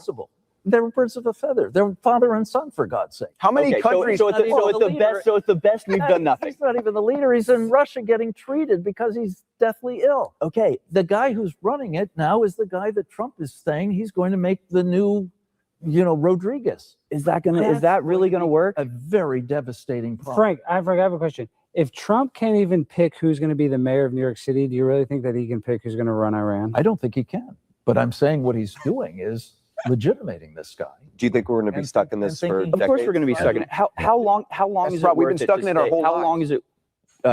How long should we stay in Iran? I mean, if Not things in Iran. We're about to be. well, bombing Iran. How long should we keep this up? What is the ultimate goal? For me? No. Well, yeah, for the war in Iran. For the government, I'm speaking for me. Okay, but what would we do? Are you going to make them all not Muslim? Are we going to kill all of them? No matter what happens, at the end of the day, it's going to be an Islamic country, right? The same thing happened with Bashar al-Assad. He was an Alawite. Yep. He was more moderate. Who replaced him? Al-Jawlani, the Al-Qaeda guy. Was that a good thing? I was not responsible for replacing. I'm not blaming you. I'm asking for your opinion. Donald Trump replaced him. It's the same foreign It was policy. bad. It was a It's bad the same. policy. It It's was the not same good. foreign policy. Yeah. That's what he's saying. It's the same foreign policy. It's all part of the same Which movement. are the same? Which are you Oh comparing my them to? goodness. Al-Jawlani is the same as the Shias. You're absolutely right. No. Bashar they're al-Assad was an Alawite who protected the minority populations in Syria. Yeah, they kicked him out and they put Al-Jawlani in, who's been killing the Druze and now the Israel. It's like we had better relationships with Muammar Gaddafi at the end of his reign when Hillary Clinton decided he was going to go. Right, and then it opened up the floodgates to Europe. Now And then Libya, they've This is what's amazing. You can go Libya back now. online and you can find interviews from the 80s and 90s. Online. Before. Oh my Are you going to Well, they're deny real the interviews. online is real? They Guess just- where this interview is going? Online. Okay. Sometimes it is. So I Netanyahu agree that. called for regime change in Libya and said Gaddafi was making weapons of mass destruction before Hillary Clinton even popped up on the political There was radar. a time when he was. Of course. We And then disarmed him. of course. The real reason is they weren't going to let Gaddafi wasn't going to allow central bank come in and set up shop. Okay. Yeah. Gaddafi was doing, probably has his own issues, right? But if you look into all the people that we've, read the book Confessions of an Economic Hitman, holy smokes. That was the best example, actually. Yes, Libya is such a dealing with success the story of weapons foreign policy. Another success Well, story. you can of buy a foreign slave policy. for $500 in Libya. Owen, I'm not saying that. I'm saying. So you're admitting it's a failure. When Hillary Clinton and Barack Obama took over the brief, it became a complete fiasco. Disarming Muammar Gaddafi and turning him into a guy who was relatively aligned with us was a big mistake for him. It was a bit. But for him, it was a very stupid thing. He never should have got rid of the nuclear weapons, which everybody else has concluded they now need to have. Because of our actions, because he agreed to get rid of nuclear weapons, and he ended up sodomized by his own people as a consequence. I think we could go back and forth Hillary Clinton and Barack Obama made that happen for a while on this. But before we close out on this topic, I do want to Lebanon ask you too, something, yeah. Frank, because you said something that I need clarification on, to say the least. Owen asked you if you think that they are anti-Semites, and you said you could be getting a vibe. I'm getting a vibe. Yeah, a vibe. So this concerns me because I got to be honest, in the course of this conversation, I have not heard anything that I would describe as hatred of Jews or Jew hatred. I've heard harsh criticism of the government of Israel. Yeah. How are we able to criticize any foreign government, in this case, the government of Israel, if we're going to label it anti-Semitic or hatred of an entire group of people for criticizing their government? I didn't label it. Well, I'm asking the to question. respond. I would say that in the present moment, in millennial circles and others, what we are increasingly seeing is people saying horrible things about the government of Israel because they can say that without directly saying horrible things about the people of Israel or the people that you're like afraid to say the Jews. It's weird. It's weird. You say the Jews. I'm afraid of what is the upshot of the kinds of critiques that I'm hearing here. I know, but the word in the sentence you were just saying was Jews is a word I'm perfectly comfortable saying. Okay, good. You couldn't say it. This is a question that is, I believe, the people part in Israel. Of an op. And I think Tucker Carlson has taken it to Russia. Frank, let me ask you a question. And it just let me just answer the question. I'm concerned that people who have concluded that the source of all of the problems in the world, that's not what our we problems in particular, in the Middle East most especially, are because of the Jews, and who now don't say that, but who now say it's the government of Israel. So that has not been expressed. That has not been expressed once in this conversation. That Jews are to blame for all of our problems. You're making the cutout. So you're the one leaping to conclusions. You are, and this is what we've dealt with. Hold on a second. Hold on. Is that how you feel? Hold on a second. Hold on a second. It's specifically not what he said. No, but hold on a That's second. Specifically, what he did not say. Well, I'd say Specifically, the what he did question not was, say. is there a way to talk about Israel without being anti-Semitic? And it sounds like the answer is no. Correct. Well, that's wrong. Then what have we done here wrong? I'm saying when you arrive at the conclusion that Israel is responsible for all of these horrible things that have happened to the United States, you did an entire riff about all of the treasure, all of the lives, all of the Middle East. And it's all true. It's not true. It's not I'm true. Saying that it in is my all lifetime. Israel's fault. No. I didn't say that. I said they influence our foreign government policy. of Israel is manipulating the United States. That's an obvious fact. Hold on. Let me just say one thing. It is a debate. Hold on a second. Okay, fair. Let me just say one thing. This is what we've dealt with from the left. It's funny that you want to say, oh, this is some leftist bent. This is what we deal with. You guys always do that. I never said the word This is what we did. This is what we deal with. Whenever we talk about crime in America, whenever we talk about recipients of welfare, they say, oh, that's racist. It's like, no, I'm making a general observation and having a debate. Now it's the same thing with Israel. Oh, you can't talk about Israel, you're an anti-Semite. Oh, you can't talk about crime rates or you're a racist. That's the woke ideology that has killed this country's political debate. And that's the political correctness of why we can't get out of this phase, because people are so scared to say the truth. Let me just ask you directly, right to your faces. When you criticize the government of Israel, is that in any way, shape, or form shorthand for a larger hatred or disdain of the Jewish people or And the reason why I even look, you guys, guys and girls, ladies and gentlemen, I do think this is tied to the Charlie Kirk assassination. Like Charlie Kirk changing his stance on Philly, him going hard on the release and accountability for the Jeffy Epstein files, staying out of war with Iran and regime change, and him having a massive platform and influence over the next generation. And a lot of us, even our generation, right? I'm a millennial, and he did with me, and I don't think I'm alone in that. Them, whoever they are, but Philly seeming to be in some way, shape, or form a part of, because they also benefited from him being assassinated and taken out, and they had so much, if not the most, to lose by him continuing to become more outspoken and even more extreme in his opposition and stance against Philly. And Trump now aligning more with them, even more so now that Charlie's out of the picture and gone, and everything that's happened since Charlie's been assassinated. It's hard to not, and now looking at the schism, the crack, the divide, the total, downfall of MAGA and America First and the Republican conservative right.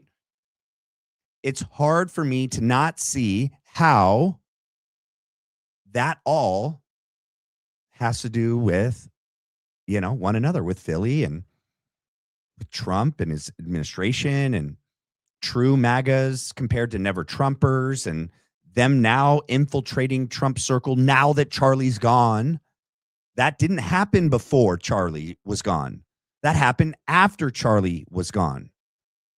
What TPUSA and Erica Kirk has done since Charlie was murdered, and nothing about September 10th as the official narrative makes sense. Tyler Roth, none of it seems to actually be what happened that day. So I do think this conversation, even though they didn't talk about Charlie at all, because it all had to do with Philly and everything that, like, if Owen, Harrison, and Alex, and Alex does work for Turning Point, which is interesting, are saying these things, and they're the same age range of Charlie, in the same kind of line of work, and same space, right? Political conservative, America First, MAGA, were Trump supporters, see and believe what they're saying on here, and I agree with them. Charlie would have been doing the same thing. Same as Candace, same as Tucker. Not Meghan, but... So my thing is, how is it not all connected? I think it is. I think it is. Sorry, my hand was on the table. I think it is all connected. And, tomorrow is a hearing. I'll cover that tomorrow on Tyler.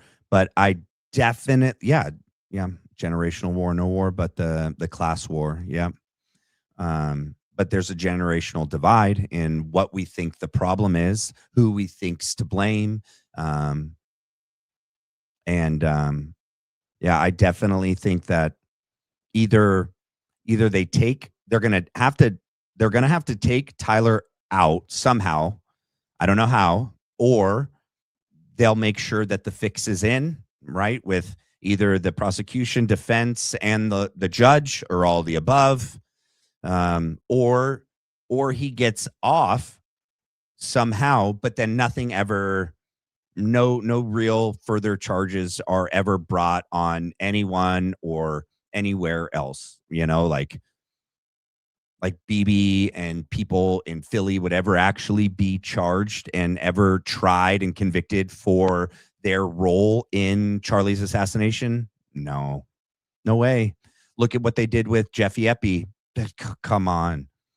The same people that seem to be implicated, at least some, in those files are surrounding and possibly involved in September 10th. And the younger people that seem to be involved in September 10th all are now in TPUSA, still there, including Erica Kirk. In some way, shape, or form, somehow, I don't know to what degree, in my opinion. Same with Andrew Colvett, Blake Neff, Mikey McCoy, Rob McCoy, Frank Turek, Brian Hartwell, Dan Flood, Tyler Boyer, Terrell Farnsworth, Philip Goldsberry. Are they ever going to be charged? No. Just being like, it sucks, man. But if we can't even get, accountability for the Jeff thing, right? We can't even get Trump to fulfill his campaign promises to us. Marjorie Taylor Greene had to leave. Joe Kent had to leave. Massey gets bought to, out. They AIPAC pays to make sure he loses. They buy that congressional seat.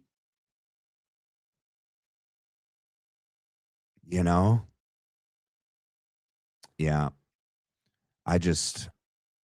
I'm above everything. I am fed up, frustrated, and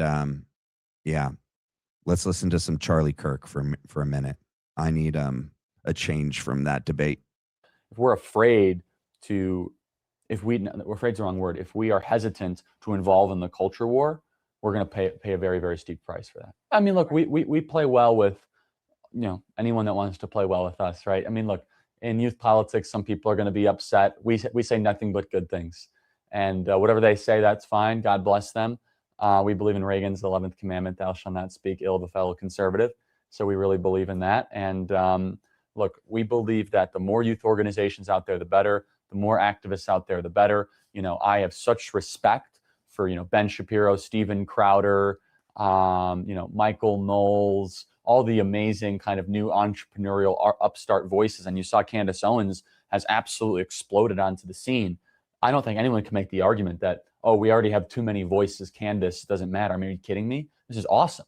And so anyone that says anything that might be a little whatever after me or Candace or anyone else, so be it. God bless them. But we need another 100 people like Ben Shapiro, another 1,000 people like Steven Crowder. And that's how we're going to win the culture. This is what was hard for me to hear.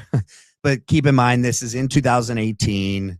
This is before major Jeffy files get really, released. And, this is still before C-19. This is still before so much happened between then and now that, war. And I will say this is a really interesting moment because I can name off all these unbelievably intelligent under 30 voices. I don't know how old, Shapiro is, but, kind of millennial voices, Shapiro and Crowder and Candace. And they're so witty, Benny Johnson, you name it. I can't name any on the left. I mean, they have the Young Turks, which is a total joke. And we have these amazing young voices. But I like Anna Kasparian. That go to college campuses and draw crowds as if it would be Elvis Presley. I mean, Candace and I just recently, we had over 1,000 kids at Colorado University Boulder. Guess who scrubbed that event from the internet? Go try to find Colorado or Boulder, whatever, Boulder University or Colorado University Boulder event with Candace Owens and Charlie Kirk, and no full video exists. They took that down to, yep, it's gone. Boulder. That place is left of Venezuela at times. And so it's a really, really amazing thing happening here. And I think it's a response to how militantly dominant the left has been in our culture. And because students have to start saying, there's got to be other ideas. Not everything can be radical leftism. What's this one? How do you respond to attacks against you and TPUSA? Let's hear that.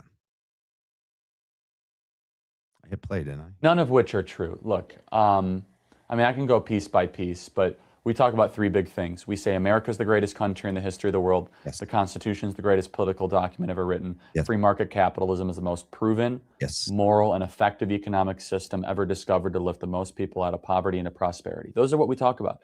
And, I might have my own personal opinion. And so back in 2018, the only real, attacks that were levied at Kirk and TPUSA were from leftists, So, let's get back to this because we're almost at 3 hours and I don't want to keep you guys here all night. Jews in general? No. Is there anything else behind it? Well, I want to just answer this real quick. First of all, I have a Jewish grandfather. No, and I'm not even trying to be funny. I think that Jews, if I was like in a bad car accident and I went to the ER and I had a black doctor, a Mexican doctor, a Jewish doctor, I'd pick the Jewish doctor. So I do think Jews are good. I'm saying I like Jews. I just feel like I'm an American firster and I don't like foreign countries dictating our foreign policy. Yeah. So that's really where it comes from. It's no anti-Semitism whatsoever. No. But I want to say one last point to the Muslim thing. Even though my grandfather is Jewish, I was baptized, and I don't agree with Sharia law whatsoever. But Muslims do treat Jesus Christ with more respect than Judaism, and I feel like that is a big issue that we talk about a lot. Like at least they do. You know the respect they have for him, that he's going to come back at the end of times and kill. Well, I'm just saying that that's not exactly. They do Christ that we respect. Well, what does the Talmud say? I mean, it's not. Harrison and Owen, you didn't answer the question. Well, I would say I think that there's an element missing from this conversation, and it's done intentionally in Western media. Netanyahu is dealing with his own issues in his own country. There's people in the streets protesting Netanyahu almost every day. Yeah. The Orthodox Jews have issues with Netanyahu all over the world.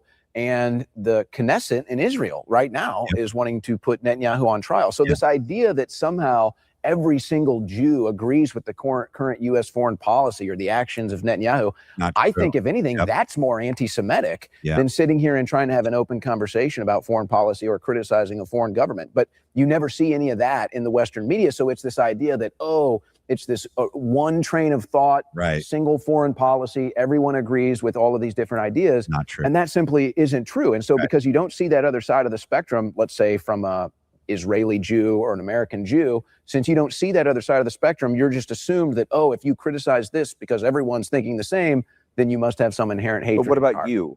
I'm asking about you. When you I can't even believe that I'm having this conversation, quite frankly. But I want to clear it up. Well, this is why I go back to what happens when we talk to the left and they say you're a racist if you disagree with Black Lives Matter, or you're a homophobe if you don't like LGBTQ+. I agree with that comparison, I mean. And I think that it's basically the same thing. And we're sitting here as millennials, we're like, what are you talking about? We grew up with all these people. I grew up with everybody. I grew up with Black people, gay people, Jewish people. Nobody cared. Nobody thought. We all talked open-minded. And now all of a sudden I have a foreign policy opinion and it's like, I've changed? No. Yeah, no, I completely agree. I think that really most of my criticism of Israel, I think if Israel had listened to my criticism early on, they wouldn't be in the situation they're in now, which I don't think is a good situation for the people on the ground in Israel or for the fate of Israel as a nation. I think they operate against their own interests a lot of times, but you'll be called anti-Semitic if you criticize it. So while it's like my motivation to criticize Israel is not born from anti-Semitism, it's not because they're Jewish. The reason people defend it or say I shouldn't talk about Israel is because they're Jewish. So I think the way anti-Semitism as a concept is weaponized makes it hard to talk about Israel and makes it almost impossible to talk about the actual issues with Israel because it always gets pulled and yanked into a conversation about anti-Semitism when that's not really what we're talking about. And that's a strategy. I mean, they've gone through and redefined anti-Zionism to be anti-Semitism in all the social medias and everything like that. So like at this point, if you criticize Israel, it goes into the chart of anti-Semitism. And so then they can show that chart and say, look, it's anti-Semitism rising. Really, it's just criticism of Israel. Who's they? The Jewish groups that do this sort of stuff. I mean, the ADL, the ADL, the SPLC, AIPAC, the places that are incentivized for there to be more anti-Semitism, right? The more anti-Semitism there is, the more they can get donations, the more power they can accrue to themselves.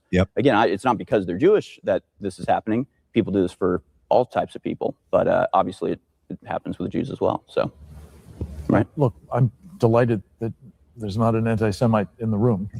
And all I'm suggesting is don't blame all the world's problems. We didn't. No one did. On Israel. And that never happened once. It has happened repeatedly tonight. Not in this conversation. Well, I mean, America has a lot to blame for our issues. I mean, policy in terms of the Middle East. Yes. In terms of.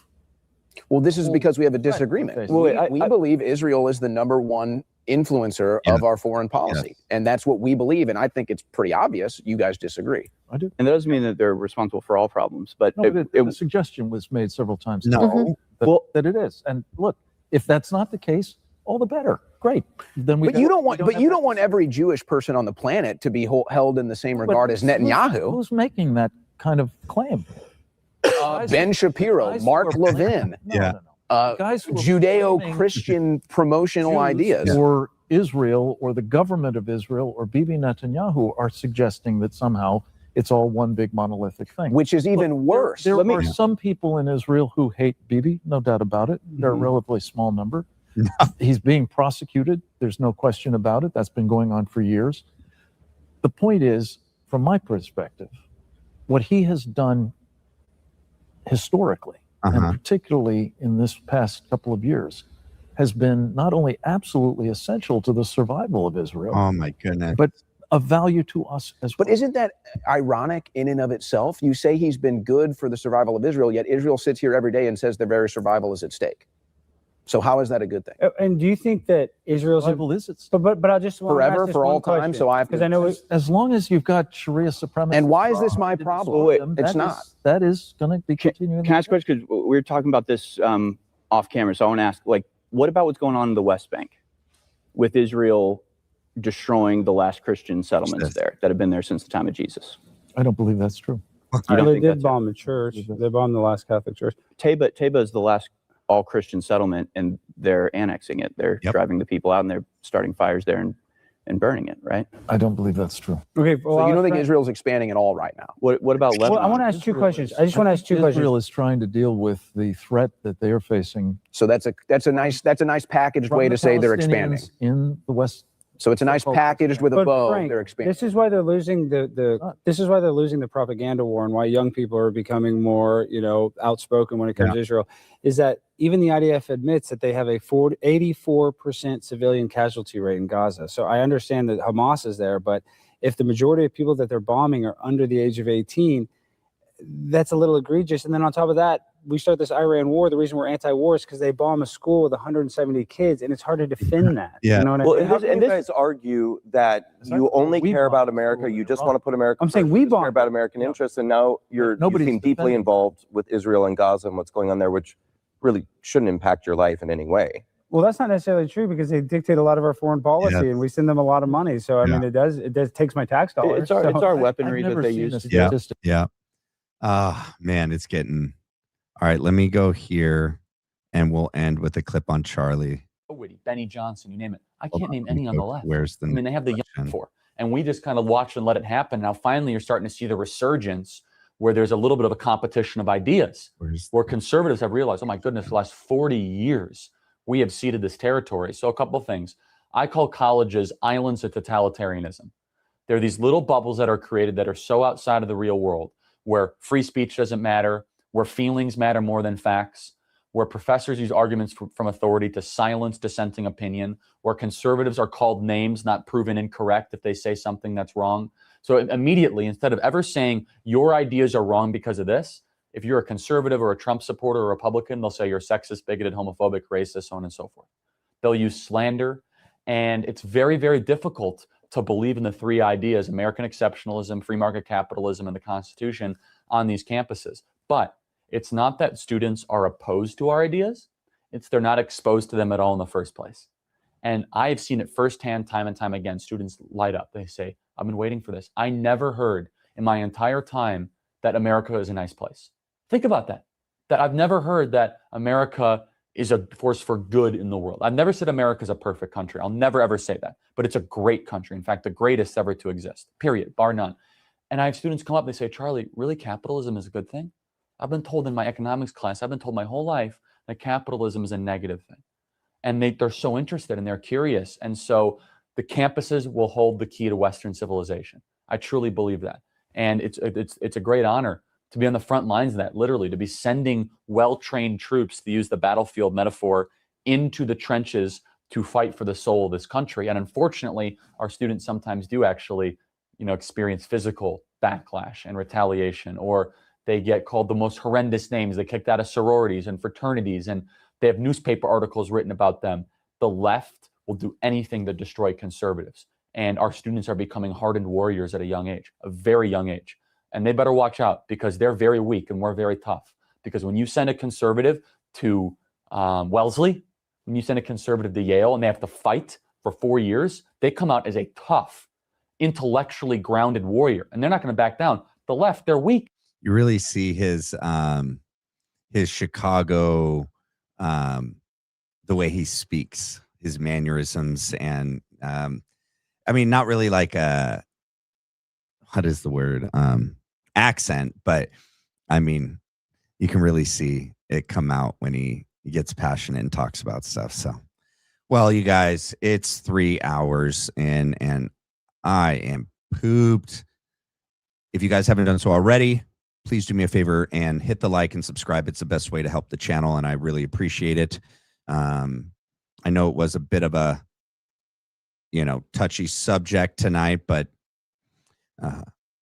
definitely wanted to cover it. If you guys want to donate or support the channel, you can do so here at the Venmo for the Black Line Brief, or you can do it at buymeacoffee.com/the Black Line Brief. Let's see. I think we got to everything. Yeah. If you guys, let's see. I don't want to log off too fast and not give anyone a chance to say what they have to say before we go. Yeah. I'm reading some of the ones. Yeah, I agree. Jam Pan, I agree with you on that.